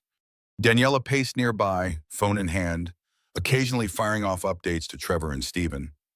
The hospital's fluorescent lights felt harsh, intensifying Helena's headache. After what felt like an eternity, Helena's regular OBGYN stepped in. Concern etched on her features. "You're experiencing stress-induced contractions," she explained gently. "They're mild and the baby's heartbeat is stable, but you need rest, physically and emotionally." Helena closed her eyes in relief at hearing the baby was okay. But Dr. Caldwell's warning reverberated. If this stress continues, it could lead to premature labor. Daniela squeezed Helena's hand. "Thank goodness it's not worse." Exhaustion weighed heavily on Helena. She lay back against the pillows, tears finally escaping. "I can't believe Felicity would do that, ambush me with paparazzi. She's practically hunting me." Daniela's jaw tightened. "She's crossing lines." "But let's focus on you and the baby right now." Dr. Caldwell nodded. "I recommend bed rest for at least a week. Minimal exertion.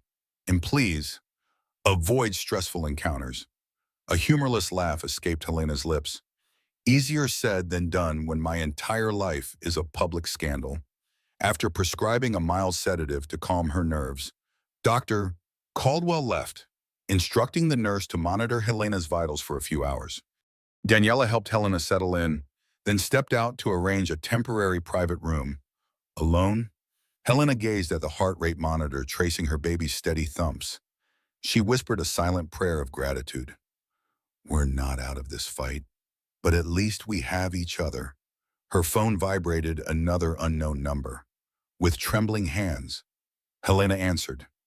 She expected threats or tabloids, but instead heard a quiet, familiar voice, Harriet Alden, Marcus's mother. "Helena, I heard you were hospitalized."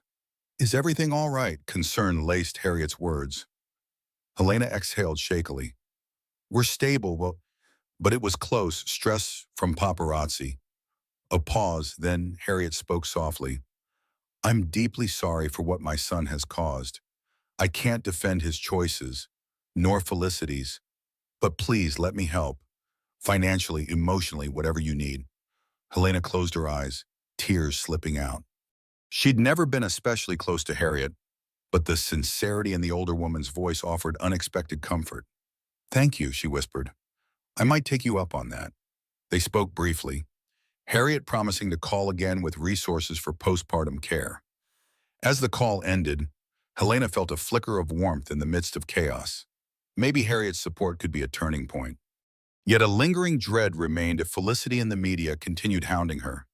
Bed rest wouldn't suffice. "I need a lasting solution, one that ends this war before it ends me and my baby."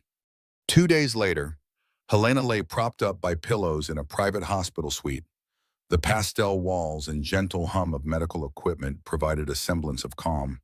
Daniela sat nearby, typing away on her laptop, While Harriet lingered by the window, outside, the city thrummed, oblivious to the quiet drama within these walls. Dr. Caldwell had insisted on extended monitoring due to Helena's elevated blood pressure. That meant no sudden movements, no stress, no stepping back into the media fray. Helena found it ironic I have to fight for my future. But I can't leave this bed. Trevor Vaughn, the private investigator, arrived with Stephen Malik, Helena's attorney, in tow. Their faces looked grim. Harriet motioned them inside quietly. Trevor spoke first, voice subdued. We've uncovered more details about Felicity's PR tactics. She's leveraging her influencer status to paint Helena as the aggressor, spreading rumors that Helena is psychologically unstable. Helena rubbed her temples, frustration boiling. So she wants to question my mental fitness, potentially threatening custody if it goes to court? Stephen nodded. Exactly, Mom. In extreme cases, a father can argue that the mother's mental instability endangers the child. It's not easy to prove, but with enough public smearing, it might sway opinions and judges sometimes succumb to high-profile pressure. Harriet's face paled. That's monstrous. My grandchild needs stability, not a father embroiled in scandal with a manipulative influencer. Daniela slammed her laptop shut. Then we push back, publicly if we must. We have evidence of Felicity's orchestrated ambush, her ties to shady finances. She glanced at Helena. But it's your call. Are you willing to go fully public release statements? Possibly do interviews? Helena's pulse quickened, recalling the paparazzi's barrage. Going public means stepping into an even larger spotlight. But if Felicity was weaponizing the media, maybe transparency was the only way to neutralize her lies. I'll do it, Helena said softly. But I need to be strategic and safe. Stephen cleared his throat. In parallel, we're finalizing your divorce papers. Under normal circumstances, we'd serve them discreetly. But with Marcus's empire in flux, making this official might pressure him to settle quickly, especially if he wants to avoid further scandal. A pang of sadness stabbed Helena's heart. Divorce. Even though she knew it was inevitable, saying the word out loud felt like a final blow to the life she once envisioned. She glanced at Harriet, bracing for judgment, but Harriet simply nodded, eyes heavy with sorrow. If that's what it takes to protect you and the baby, I understand. A nurse slipped in to check Helena's vitals. While she worked, Harriet touched Helena's hand gently. When you're discharged, stay at my place. Dear, I have a gated property in Connecticut, away from the city's madness. It's large enough for you to have your privacy, and it's secure. Helena's chest tightened with gratitude. Thank you. I might accept that. The nurse finished taking Helena's blood pressure, remarking it had lowered slightly. Helena offered a tired smile. Progress, at least physically, but mentally, the real battles were just beginning. If Felicity was forging a narrative that Helena was unstable, Helena would have to prove her resilience and show the world, and the courts, the real face of betrayal lurking behind Marcus Alden and Felicity Cross.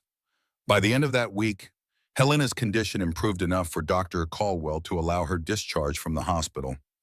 Daniela and Harriet coordinated a quiet exit, ferrying Helena through a back corridor to avoid press.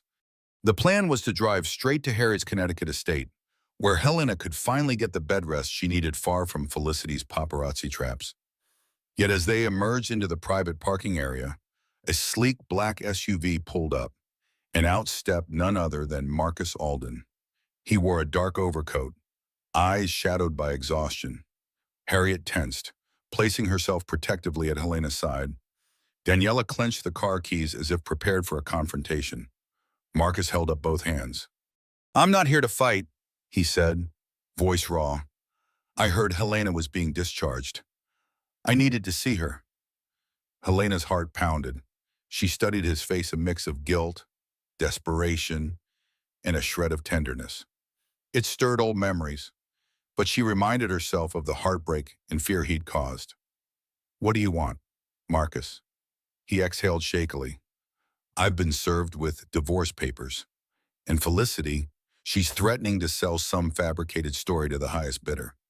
I'm losing my company, my reputation, He paused, looking genuinely remorseful. I just want to talk. Harriet's eyes flashed with anger. You had plenty of chances to talk before she landed in the hospital. Now you show up. Marcus's gaze shifted to Helena's belly, a flicker of real concern crossing his features. How's the baby? He asked softly. Helena swallowed. She felt tears threaten, but kept her composure. The baby is fine. Despite all the stress, I'm leaving the city for a while. He nodded, pain evident. I understand. Can we meet once more, alone? Let me explain some things. Maybe I can salvage a shred of civility between us. Daniela frowned. Stepping forward, why should she trust you? You've done nothing but lie. Marcus closed his eyes briefly. I know, but I swear Felicity is out of control. She's blackmailing me with all kinds of evidence. If I can't negotiate with her, she'll bury me and might drag Helena's name further through the mud. I need Helena's help to defuse this. Harriet threw up her hands. That woman nearly caused a miscarriage with her media circus. Now you want Helena to help you fix it. The nerve, for a long moment, that Helena remained silent, mind churning. Should I give him one last chance? Marcus had lost so much, but he was still cunning. If he wanted her help only to protect himself, it could blow up in her face. Yet maybe, just maybe, cooperating could neutralize Felicity more effectively than going it alone. She lifted her chin. Fine, one conversation, but not alone. Daniela stays. And if this is another trick, her voice quivered. Don't underestimate what I'll do to protect my child. Marcus nodded, relief flickering in his eyes. Thank you. He glanced at Harriet, who turned away pointedly, refusing to meet his gaze. No one spoke as Helena carefully got into Harriet's car. Marcus stood in the parking lot, coat collar turned up against a brisk wind, the black SUV idling behind him like a silent accomplice. The unspoken tension promised that the next meeting would be pivotal, either a step toward dismantling Felicity's influence or a trap that could plunge Helena back into chaos. As the car pulled away, Helena rested her hand gently on her abdomen, bracing for whatever lay ahead. The fight was far from over, and the darkest storm clouds still hovered. One way or another, everything would come to a head soon. Helena paced the cramped condo living room, every nerve on edge. Outside, the sun dipped low, painting the windows in muted gold. She had just finished a tense call with Trevor, who confirmed that the injunction remained in place, effectively freezing a massive portion of Marcus's wealth. Still, no word on whether Marcus was returning from Chicago early or pressing the matter further. Daniela stood by the window, scrolling through headlines on her tablet. Blogs are buzzing with rumors of a major rift in the Alden empire. She said, some say Marcus might be stepping down as CEO. Others claim he's about to launch a savage legal counterattack. Helena exhaled shakily, stepping down. That sounded so unlike Marcus, who thrived on power and influence. If he was cornered, he'd lash out unless he had a bigger plan. A rapid knock startled them both. Helena peered through the peephole, a delivery person again. She opened the door cautiously, half expecting more ominous orchids. Instead, the courier held a simple manila envelope, signature required. He said, Helena scribbled her name. Once inside, she tore open the envelope to find a letter from Marcus's attorney, Marianne Clark, Mrs. Helena Alden. Be advised that Mr. Marcus Alden intends to pursue immediate legal measures to counter your recent injunction. Failure to respond to our request for a meeting within 24 hours will result in a lawsuit for defamation, marital sabotage, and potential breach of contractual obligations. Helena's hands shook. Marital sabotage. The letter demanded an in-person discussion. She felt her temperature rise. Marcus was twisting the narrative, as though she were the betrayer. Daniela gritted her teeth after reading it. He's playing dirty, implying you somehow harmed his business. Ridiculous. Helena wanted to rip the letter in half, but she forced herself to breathe, remembering her father's legal wisdom. Keep a level head and a strong paper trail. We'll have to respond, she said softly. If we stay silent, he'll claim I'm avoiding negotiation in bad faith. Just then, Trevor called. His voice held a grim note. Bad news. My contact at the bank says Marcus's team is pressuring them to unfreeze some funds, claiming you're blackmailing him. Helena's jaw tightened. He's spinning it as blackmail. Exactly, Pitti. Also, heads up, Felicity Cross gave a short interview to a gossip site. She hinted that you're unstable and that she's just a victim of a jealous wife. The story's not mainstream yet, but it's picking up traction online. A surge of anger coursed through Helena. She thought back to the threatening bouquet. If Felicity or Marcus tried to paint her as a liar, they had no idea just how much evidence she had. Daniela placed a reassuring hand on Helena's shoulder. So, we push forward. Schedule a meeting on your terms. Show them you won't be bullied. Helena glanced at her reflection in the TV's dark screen. Her eyes burned with determination. Fine. If Marcus wants a confrontation, we'll have one. But I'm bringing every shred of evidence. I'm done letting him control the narrative.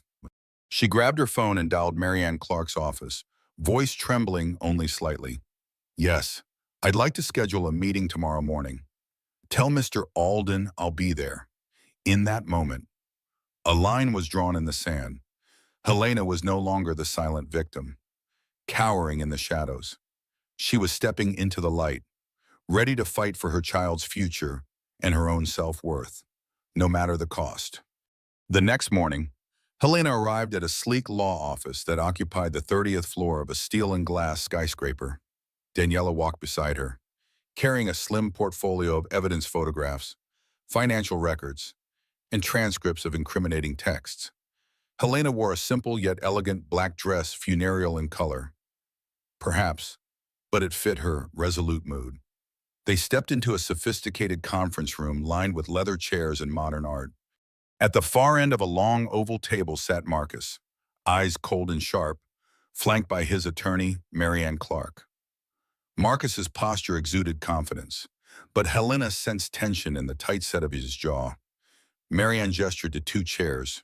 Ms. Alden, Ms. Dwight, please sit. She spoke politely, yet her tone held the clipped efficiency of someone eager to dominate. Helena took a seat, ignoring the spike of adrenaline rushing through her. Breathe. Her father once told her, never let them see your fear in a negotiation. Marianne cleared her throat, sliding forward a document. We're here to address your spousal injunction that has frozen Mr. Alden's assets. Our position is that your actions are baseless and have inflicted considerable harm on his reputation in business dealings. Helena leaned in. My actions are baseless. Perhaps you should see the evidence we have of Mr. Alden's extramarital affair and financial misconduct tied to said affair. At that, Marcus's eyes flickered with anger. He interjected. You mean you're rummaging through my personal life, breaking into my phone records, conspiring to damage my deals? Helena swallowed a retort, determined to remain poised. Daniela opened the portfolio, revealing a sequence of photos showing Marcus and Felicity at the Aurora Grand Hotel, time-stamped messages from the burner phone, and glimpses of suspicious wire transfers. Marianne's gaze hardened, but she remained calm. These images prove nothing criminal. At best, they hint at a private indiscretion. Our interest here is the financial sabotage. You've hindered a multi-million-dollar project, jeopardizing partnerships and charitable initiatives. Fury rose in Helena's throat. They're spinning his affair as a philanthropic casualty. She inhaled slowly, then began detailing the suspicious payments to Felicity Cross's brand, referencing the partial ownership in a Milan-based label. This is about protecting myself and my unborn child, she concluded. Marcus is funneling money to Miss Cross, attempting to shield assets from any marital settlement. A tense silence hung in the air. Marcus tapped a pen on the table, a faint sneer curling his lips. And if I am investing in her label, it's still business. Show me one piece of evidence that proves wrongdoing. Daniela slid another set of documents across the table. Here's a direct link between Felicity's account and the shell company, the same shell that recently had your name removed. Mr. Alden? Marcus's composure cracked momentarily, but he regrouped. This meeting isn't about a moral debate. It's about you illegally freezing my funds. Helena mustered her courage. leveling her gaze at him. I froze them because you gave me no choice. You threatened me hiring people to follow me, sending ominous gifts. I have every right to protect my child. Marianne raised a hand, as though trying to steer the conversation back to a controlled environment. Let's not let emotions derail this. She paused, locking eyes with Helena. We propose an immediate lifting of the injunction in exchange for a private separation agreement, generous terms, guaranteed support for your child. It was a veiled bribe drop, the legal freeze. Keep quiet and walk away with hush money. Helena felt revulsion coil in her stomach. She pictured the baby inside her, deserving better than a father who'd pay to bury the truth. She glanced at Daniela, who gave a slight nod. We stand our ground. Turning back, Helena said, no deal. My terms: a full forensic audit, fair division of assets, and public acknowledgement of your affair. Or I go to the press. Marcus's pen snapped between his fingers, tension thick in the air. This is only the beginning, Helena thought, heart pounding. I'm done being cornered. No sooner had Helena and Daniela stepped out of the law office than Helena's phone vibrated with an unknown number. She answered cautiously, expecting another threat. Instead, Felicity Cross's voice came through, laced with arrogance. Helena, darling, Felicity drawled. I hear you're making quite the scene. Helena's grip tightened on the phone. You have nerve calling me. Daniela eyed her with concern, but Helena shook her head, switching the call to speaker. Felicity laughed softly. Relax, I'm not here to gloat. I'm simply giving you an opportunity to walk away from Marcus's finances, and I'll ensure you get a tidy sum. He wants to remain in control, but I'm more flexible. Helena's stomach churned. Is Felicity trying to bribe me? 2, I'm not interested in hush money. Think carefully, Felicity warned, her tone dropping to a hiss. You're pregnant, facing a public scandal. Do you really want tabloids dragging your name through the mud? Because I can feed them a story about how unhinged you are, how you falsely accused me, how Marcus had to step in to protect me. Daniela stepped closer, fury in her eyes. She's bluffing. Helena, don't let her intimidate you.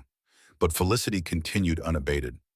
I have a substantial following, influencers, brand alliances, one viral post, and the narrative flips in my favor. Jealous wife tries to sabotage a rising female entrepreneur. You'd look petty, desperate. Helena's heart hammered. She hated to admit it, but Felicity had a weapon public perception. And in the modern age, illusions often beat facts. However, I've got my own evidence. She took a steadying breath.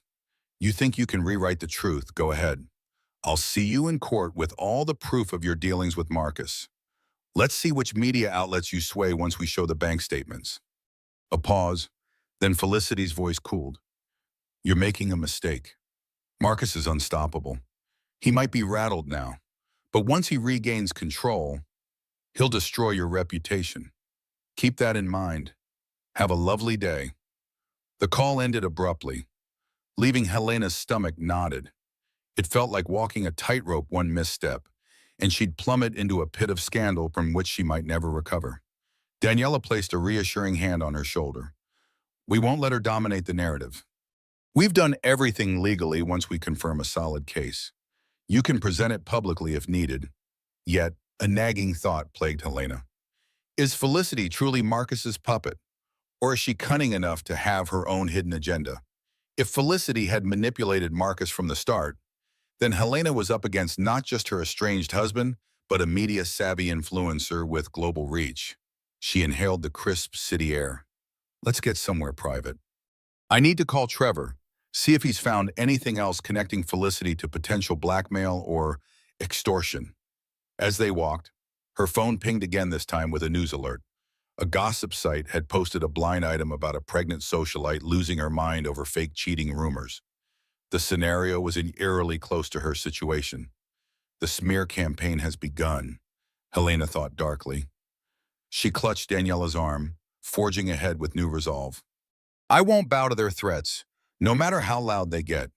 Back at the condo, Helena found herself overwhelmed by a cascade of events, the swirl of potential lawsuits, Felicity's manipulations, and the knowledge that Marcus was still lurking in the background, possibly preparing a counterstrike, pushed her to an emotional brink.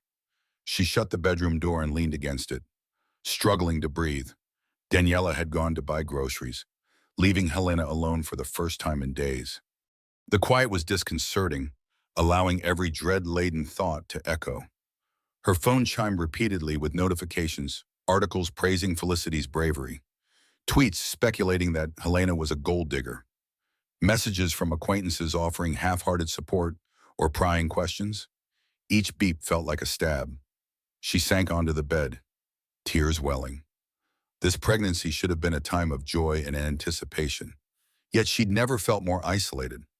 Memories flashed the wedding at a grand estate, the vows Marcus made, "I'll love you fiercely, protect you always." Had it all been a lie, or had he simply become a monster? Shaped by greed and power, a wave of dizziness hit. Her heart pounded, breath hitching in short gasps. A panic attack. She realized. Mind racing. Her father had taught her some grounding techniques. Breathe slowly. Close your eyes. Find a single sound to focus on. She tried to comply, focusing on the hum of the air conditioner. Gradually, the grip of panic loosened, but sadness remained, a heavy cloak she couldn't shrug off. She pressed a hand to her belly, whispering, "I'm sorry. I'm so sorry." Tears slid down her cheeks as she imagined the uncertain future, a messy divorce, a child caught in a media frenzy, a father who might vanish or fight for custody out of spite. The front door opened, Daniela's muffled voice calling, "Helena, you okay?" Helena wiped her eyes, forcing composure. She stepped out, trying to muster a smile, but Daniela saw right through it. "You look pale," her friend said gently. Setting down bags, "Come sit." They moved to the couch. Daniela offered a cup of ginger tea, which Helena accepted gratefully. The steam felt soothing, but the ache in her chest persisted. "I feel like I'm losing," Helena confessed, voice trembling. Felicity's spinning the story.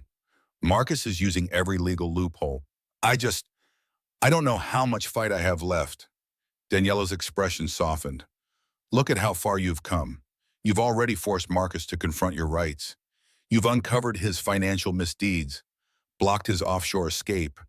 You're stronger than you think." Helena exhaled shakily. "What if he fights for custody just to hurt me? What if this stress harms the baby?" Daniela took her hand. "We'll get you a top-tier family law attorney, someone who's not afraid of the Alden name, and we'll do everything by the book. Focus on your health. We'll manage the rest." A tear escaped Helena's eye. She realized how crucial true friendship was amid betrayal and chaos. She was exhausted. Yes, but a spark of determination lingered. This breakdown, however painful, was simply the darkness before the dawn. If she could endure this emotional collapse, she might yet find the strength to reclaim her life, for herself and the tiny heartbeat growing within her. Later that evening, Helena sat in the condo's small kitchenette, nursing her second cup of tea. Daniela worked quietly at the dining table, combing through more documents. The atmosphere felt tense but productive. They were searching for any additional leverage that could turn the tide. Suddenly, Helena's phone lit up with a call from Trevor. "I've got something big," he said, voice buzzing with urgency. "We may have found a direct link between Felicity's hush money accounts and a handful of suspicious payments from a Swiss bank money that appears to originate from Marcus's old mentor, Silas Kapler." Helena's grip tightened on the phone. She'd uncovered references to Silas during her earlier digging, but hadn't realized he might still be in Marcus's orbit. "So, Marcus is working with that shady mentor again." "It looks that way," Trevor confirmed. "Kapler's had multiple run-ins with the SEC for insider trading.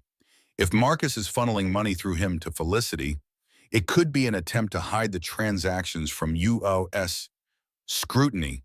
This could mean criminal liability if proven." A surge of adrenaline shot through Patina. This was no longer a scandal solely about infidelity or marital assets.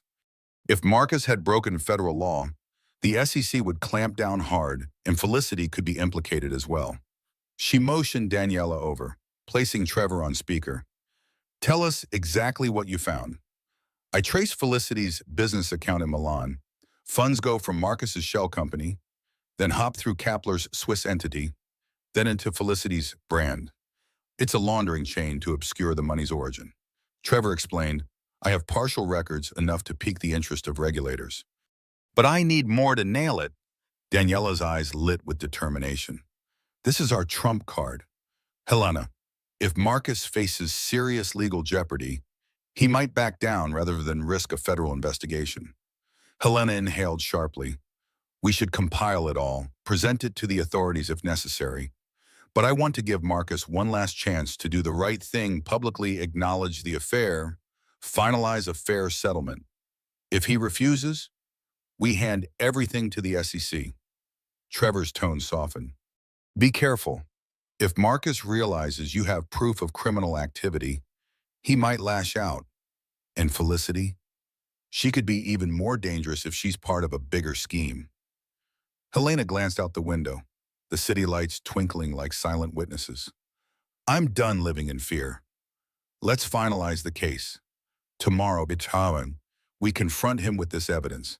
If he won't cooperate, I'll expose him. Period. They hung up. Daniela gave Helena a hopeful smile. This could end it. Helena a genuine shot to stand on equal footing. Yet Helena felt a quiver of anxiety. Exposing Marcus publicly means dragging the father of my child into a criminal scandal. She wrestled with the moral weight of that choice, but she recalled the threatening note, the infiltration of her privacy, the emotional torment. He never hesitated to ruin me. Why should I hesitate now? Taking a steadying breath, she turned to Daniela. Let's finalize everything. I want it airtight by morning. The condo buzzed with a renewed sense of purpose as they organized files, cross-referenced wastes, and prepared for the confrontation that might decide Helena's fate and possibly Marcus's entire empire. The following morning, Helena instructed her attorney, an experienced family law specialist recommended by Daniela, to arrange a private meeting at Marcus's Manhattan penthouse. The place that was once her home now felt like enemy territory, but she needed neutral ground off-limits to Felicity and away from Marcus's law firm. Shortly after noon, Helena stepped out of a taxi in front of the gleaming skyscraper. Her attorney, Stephen Malik, a silver-haired man with a calm demeanor, accompanied her. Trevor and Daniela waited at a nearby cafe, ready to step in if needed. Helena entered the penthouse with a strange sense of nostalgia. Everything looked the same, the marble floors, the modern art, the faint scent of expensive cologne lingering in the air. Yet it all felt hollow now, stripped of warmth. Marcus stood in the living room, arms crossed, flanked by Marianne Clark. He locked eyes with Helena, tension crackling in the room. She almost faltered. So many memories, but Stephen's steady presence reminded her of her mission. Marianne wasted no time. Let's hear your demands. We won't entertain indefinite asset freezes. This ends now. Helena calmly placed a folder on the glass coffee table. Inside were the newly unearthed documents tying Marcus, Felicity, and Silas Kapler together. Stephen spoke in measured tones. We have evidence suggesting Mr. Alden engaged in financial misconduct, potentially involving money laundering channels. Marcus stiffened, a flash of panic crossing his features. That's ridiculous. Helena lifted her chin, meeting his gaze head-on. I'd prefer not to destroy you publicly. But if you force my hand, I'll deliver these findings to federal authorities. You'll face an SEC investigation. Maybe worse. Marianne's composure slipped momentarily, her eyes darting to Marcus. She recognized the gravity of such accusations, even if there were irregularities.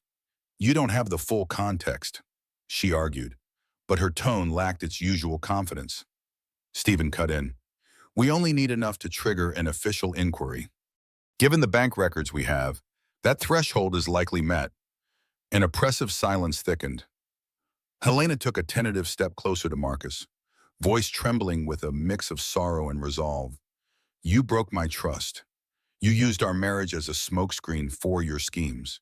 Now you have a choice. Sign a settlement that grants me fair assets, acknowledges your affair, and provides our child's future. Then I'll keep this out of the authorities' hands. Marcus's face twisted with a blend of anger and desperation. You're blackmailing me, he hissed. She felt a pang of heartbreak. Yes, it's come to this. I'm fighting for our baby's future and to protect myself from your manipulations. Marianne moved to speak, but Marcus silenced her with a raised hand. His eyes locked onto Helena's. If I agree to these terms, what assurance do I have you won't leak it all anyway? Helena exhaled. We'll sign a mutual confidentiality clause. But any violation, any further threat to me or my child renders that null and void. The evidence goes public. A charged moment passed, each side weighing the outcome. Marcus's gaze dropped to Helena's belly, the faint curve under her blouse. She wondered if he felt guilt, love, or simply regret that his perfect facade was crumbling. Finally, he turned to Marianne. Draft the agreement. Helena's knees nearly buckled in relief. It's over. But something in Marcus's posture, the tightness around his mouth, warned her not to celebrate yet. Deals with devils rarely end smoothly. Just as Marianne gathered her materials, the penthouse doors burst open without warning. Felicity Cross swept in, hair styled in perfect waves, a confident smirk on her face. Two men in dark suits trailed behind her, exuding a quiet menace. Helena's heart lurched. How did she get in?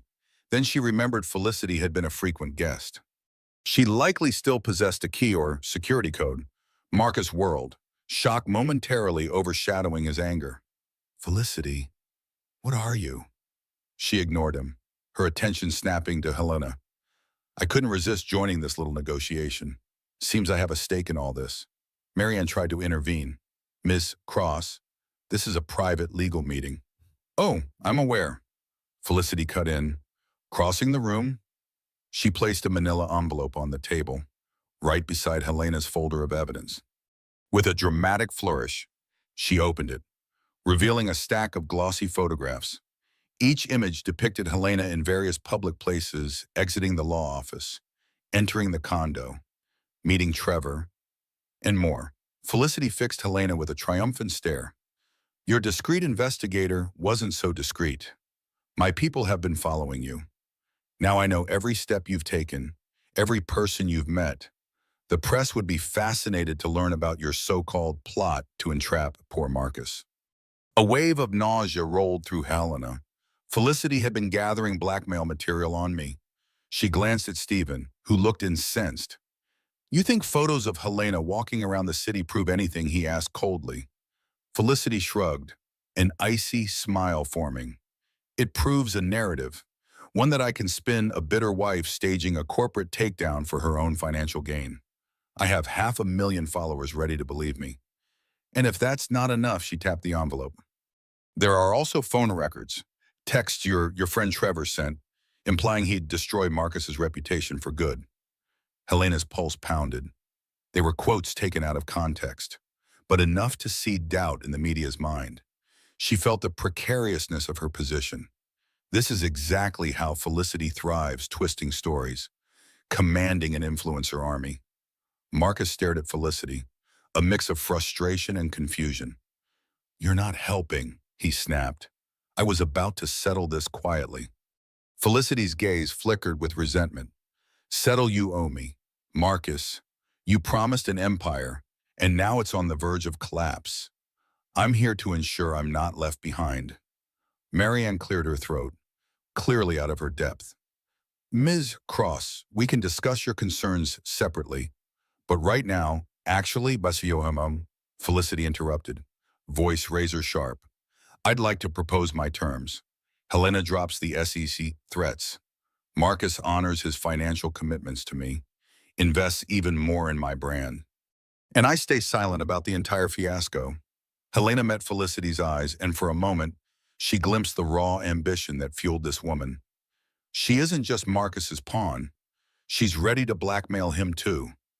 Marcus's face contorted with anger. I'm not funneling more money your way. Felicity's two silent bodyguards shifted, a subtle intimidation tactic. Then I'll ruin all of you publicly, viciously. Don't forget, I have a few secrets about your relationship with Silas Kapler that might interest the authorities. 2. Helena's heart hammered. This was turning into a standoff with multiple sides, all brandishing blackmail. Can this get any worse?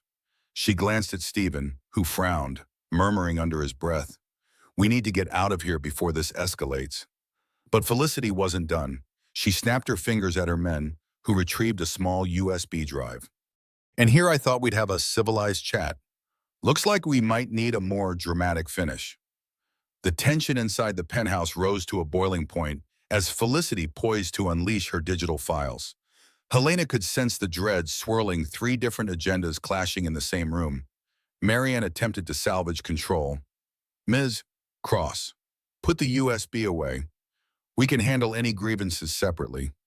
My client is already negotiating a settlement with Mrs. Alden." Felicity scoffed. "A settlement that leaves me with what? Exactly a scandalized brand and no investment capital." She waved the USB threateningly. "I have enough evidence to sink Marcus in the court of public opinion and sabotage Helena's claims by painting her as a conspirator." Marcus's anger flared. "I never promised you everything. Felicity, you were just—" He stopped short, recognizing how incriminating his words could be. Helena swallowed, pulses of fear and indignation thrumming in her veins. She turned to Stephen. "Can we just leave? This is insane." Stephen nodded. "We have the right to walk out. We can finalize our complaint to the SEC and let them sort this out." Felicity laughed, stepping aside to block the exit. Her 2 men flanked her, forming a small barrier. "Not so fast. I came for a resolution. Let's finalize one." Marcus glared at Felicity.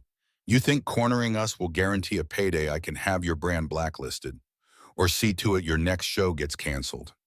Felicity's eyes flashed with a cunning glimmer. "Try me. We both know Silas Kapler has skeletons on you. If I give him the right nudge, he might expose everything about your early mentorship. You'd be indicted." The standoff crackled with hostility. Helena felt trapped. She clutched her belly protectively. A part of her wondered if she should remind them why she was here for the baby, for her future. But her voice felt lost amid the power struggle. Finally, Helena mustered the courage to speak. "Stop. We're forgetting the actual problem. Marcus lied to both of us in different ways. He used me. He used Felicity." She shot Marcus a withering look. "And you let greed consume you." Marcus flinched but covered it with an icy shrug. "You think you're innocent, Helena. You're blackmailing me, too." She bit back tears. "I'm protecting my child from your empire of deceit." In that moment, Marianne's phone rang, just cutting through the tension. She glanced at the caller ID, eyes widening. "Marcus, it's the board. They're demanding an urgent update." While he moved aside to take the call, Felicity leaned in toward Helena, voice dripping with venom. "You might think you've won, but I can bury you in public scandal. One post, one viral video, poof, your credibility evaporates." Helena met her gaze, hands trembling. So this is who Marcus risked everything for, someone as ruthless as him. Maybe worse. Her mind whirled, searching for a path out of this madness. The old Helena might have cowered, but she'd grown stronger. She exhaled a shaky breath. "Go ahead, Felicity. Try. If my life gets burned down, I'll make sure I drag you and Marcus into the ashes with me." The influencer narrowed her eyes, realizing Helena wouldn't be a silent victim. Across the room, Marcus ended his call, face pale. "I need to handle this." "The board is threatening to vote me out if I don't unfreeze funds by tomorrow." Felicity smirked. Tick-tock. The deal was collapsing, with all parties on edge, each refusing to yield. Helena glanced at Stephen, who silently mouthed, "Leave. Now." Stepping backward, she grasped the folder of evidence, never letting her gaze leave Felicity's or the two imposing bodyguards. "We have to exit before fists or, worse, start flying." Helena and Stephen made a careful, tense retreat toward the elevator, while Marcus, Felicity and Mary Ann stayed locked in heated argument. The bodyguards only moved aside when Felicity snapped. Let them go. We're not done here. Once the elevator doors closed, Helena let out a shaky breath. Stephen pressed the lobby button. That was more volatile than I expected, he admitted, loosening his tie. You okay? Helena rubbed her arms, trying to steady the adrenaline shakes. I'll survive. Despite the fear, she felt a seed of relief. She had her evidence intact, and the confrontation had revealed just how fractured Marcus and Felicity's alliance truly was. Perhaps that's an advantage. They reached the lobby in a hush, stepping onto the polished floor. Before they could exit the building, a security guard approached, eyes darting. Mrs. Alden, there's someone outside asking for you, a woman. Helena's heart skipped. Daniela, but as she neared the glass doors, she saw it wasn't her friend. A tall, stately woman with silver-streaked hair stood by the curb, scanning faces. Realization hit Helena. It was Harriet Alden, Marcus's adoptive mother. Harriet's eyes locked onto Helena with a mix of urgency and concern. She strode forward, ignoring the doorman's greeting. Helena, dear. I heard rumors. Helena braced herself. Harriet had always been polite, at times warm, yet fiercely protective of Marcus. Harriet, I'm in no state to talk. Things have gotten complicated. Harriet reached for Helena's hand, voice trembling. Marcus's board members are calling me, worried about the company. I've tried phoning him, but he's not answering. I feared something terrible might happen. Helena noted genuine worry in Harriet's eyes. Marcus is still upstairs, negotiating with Felicity Cross. She said curtly, it's out of control. A flash of pain crossed Harriet's face. I know about the affair, the hush money rumors. I never imagined he'd sink so low. I tried guiding him, but power can corrupt so easily. Her gaze shifted to Helena's belly. And you? How far along? Helena swallowed hard, tears threatening. 7 months. Harriet's lips tightened. She glanced at Stephen with an unspoken question. He introduced himself, summarizing the legal crisis quickly. Harriet paled. So it's true, the meltdown is happening right here and now. Suddenly, a commotion echoed behind them. Marcus burst from the elevator, eyes blazing, with Felicity trailing behind, flanked by her guards. Marianne struggled to keep up, calling for them to calm down. A swirl of tension enveloped the lobby. Marcus spotted his mother and froze. Harriet, why are you here? She squared her shoulders. I came to stop you from ruining everything, but it seems I'm too late. Felicity let out a derisive snort. He already did that all on his own. Lady. Security personnel hovered, unsure whether to intervene. Helena felt her pulse race. All the players were converging on Harriet, Marcus, Felicity, each with their own agenda. Marcus took a menacing step toward Helena. You threatened me with the SEC, freeze my assets, and now you bring my mother into this circus. Harriet placed herself between them. Stop, Marcus. If you keep going, you'll destroy not just your reputation, but your child's life. She eyed Helena's belly, voice quivering. Have you forgotten your responsibility to them? Marcus's face twitched. He seemed torn between rage and a buried sense of guilt. Felicity, arms folded, rolled her eyes at the family drama. At that moment, a phone buzzed in Marcus's pocket. He glanced at it, color draining from his face. With a snarl, he answered, What do you want? The voice on the other end was loud enough that Helena caught a snippet. Mr. Alden, it's urgent. The board is in emergency session. They're removing you as CEO if you don't respond in 5 minutes. A hush fell, as though everyone sensed the precarious edge upon which Marcus's empire teetered. This is it, Helena thought. He's about to lose everything or lash out in one final, desperate move. Marcus ended the call with a trembling hand. His gaze darted between Harriet, Helena, and Felicity. The tension snapped in his eyes as though an internal dam had broken. First twist. He turned on Felicity. This is your fault, he spat, voice trembling with fury. You barged in, threatened me in front of lawyers. My board caught wind of the scandal. Now they're voting me out. Felicity's eyes flashed. My fault you used me like a pawn. You said you'd fund my brand expansion. I sacrificed my image for you. Marcus pointed a shaking finger at her. You were just a distraction, a fling, and now you've ruined everything. Felicity's face contorted with hurt and rage. She lunged toward him, but her guards held her back. You scumbag, she hissed, voice breaking. You think you can just cast me aside? I'll make sure you never recover from this. Second twist. Harriet confronted Marcus. She stepped forward, voice steeped in anguish. Marcus, you let greed rule your life. I tried to teach you better. Tears shimmered in her eyes. I see now I failed. You've made a mockery of everything we valued: family, loyalty. Marcus's shoulders slumped for an instant, genuine anguish warring with his pride. Mother, But Harriet raised a trembling hand. No, whatever you have to say, it's too late. I only came to help Helena and my grandchild. She turned to Helena, expression sorrowful yet resolute. If you'll allow it, dear, I'll support you however I can. My son needs to face the consequences. Helena swallowed hard, tears glistening. Harriet had always been a distant figure, but in this moment, she appeared sincere. Thank you, Helena whispered. Third twist. Marcus's phone lit up with a final message, the board's official decision. He read it, eyes going wide. They've removed me. I'm out. He stared at Helena with a look that teetered between panic and fury. Everything's gone. For a heartbeat, the world seemed to stand still.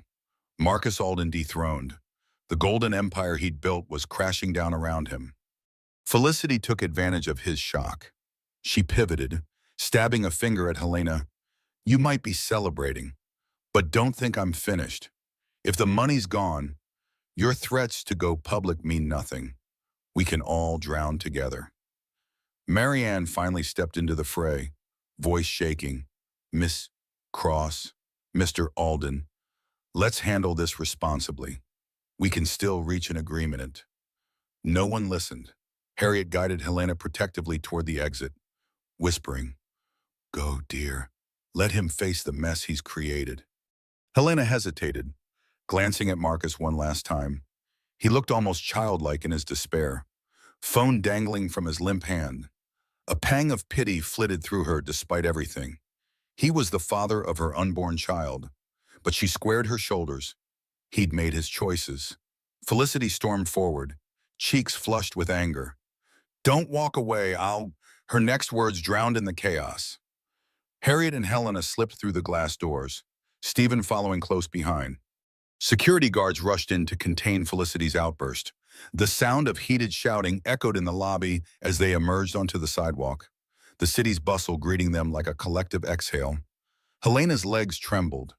She pressed a hand to her belly, tears finally spilling over.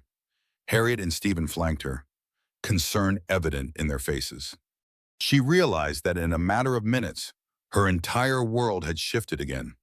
Marcus dethroned, Felicity unhinged, and Harriet unexpectedly offering an olive branch. Where do I go from here? Hours later, Helena found herself back at the condo, this time with Harriet quietly sitting beside her. The older woman had insisted on accompanying Helena, refusing to leave her alone in such a vulnerable state. Danielle and Stephen worked in the next room, debriefing with Trevor on the day's explosive events. The hush in the living room felt almost sacred, a stark contrast to the tempest at the penthouse. Harriet observed the modest space, exhaling softly.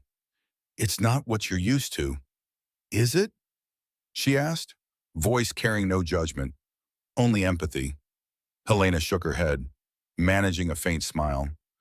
No, but for once, I feel safe, and that's worth more than marble floors. Harriet nodded, gaze drifting to Helena's belly. How far along did you say 7 months? Helena replied, resting a protective hand over the gentle swell. Due in about 9 weeks. For a moment, Harriet's eyes shone with maternal warmth. I wish your father-in-law was still alive. He would have known how to handle Marcus's spiral, But we lost him to a stroke years ago, and I never could fill that gap alone. She swallowed, continuing in a hushed tone. Marcus was so bright, so determined. He wanted success so badly. Helena felt a sting of compassion. She'd always wondered what shaped Marcus's relentless ambition. Perhaps it was losing a father figure, or the fear of returning to poverty. None of it excused his betrayals, but it added a layer of tragedy. Harriet reached for Helena's hand gently. I can't undo what my son has done to you, but I can help you pick up the pieces. I have some resources of my own, separate from Marcus's empire. If you'll let me, I'll help secure a home for you and the baby. Tears brimmed in Helena's eyes. She'd so rarely seen Harriet in a vulnerable, giving light. Why would you do that? After everything, Harriet's voice wavered. Because that child is my grandchild. And you've shown more courage than I ever did. Staying married to a man consumed by greed. I let certain things slide. I won't make that mistake again. A wave of relief and gratitude washed over Helena. She squeezed Harriet's hand. Thank you. I'd like that. Just then, Danielle emerged from the other room, an encouraging smile on her face. Trevor says the board's decision is final. Marcus is officially removed. He also says Felicity was escorted out in a rage. Apparently, she threatened to go to the press, but she'll be overshadowed by the corporate shakeup news. Harriet sighed, shaking her head. It's all so tragic. But maybe it's a wake-up call for Marcus. If he's forced to let go of power, he might find a path to redemption. Helena felt her chest tighten. Redemption? Did she even want him redeemed? Could she ever forgive him enough to let him near their child?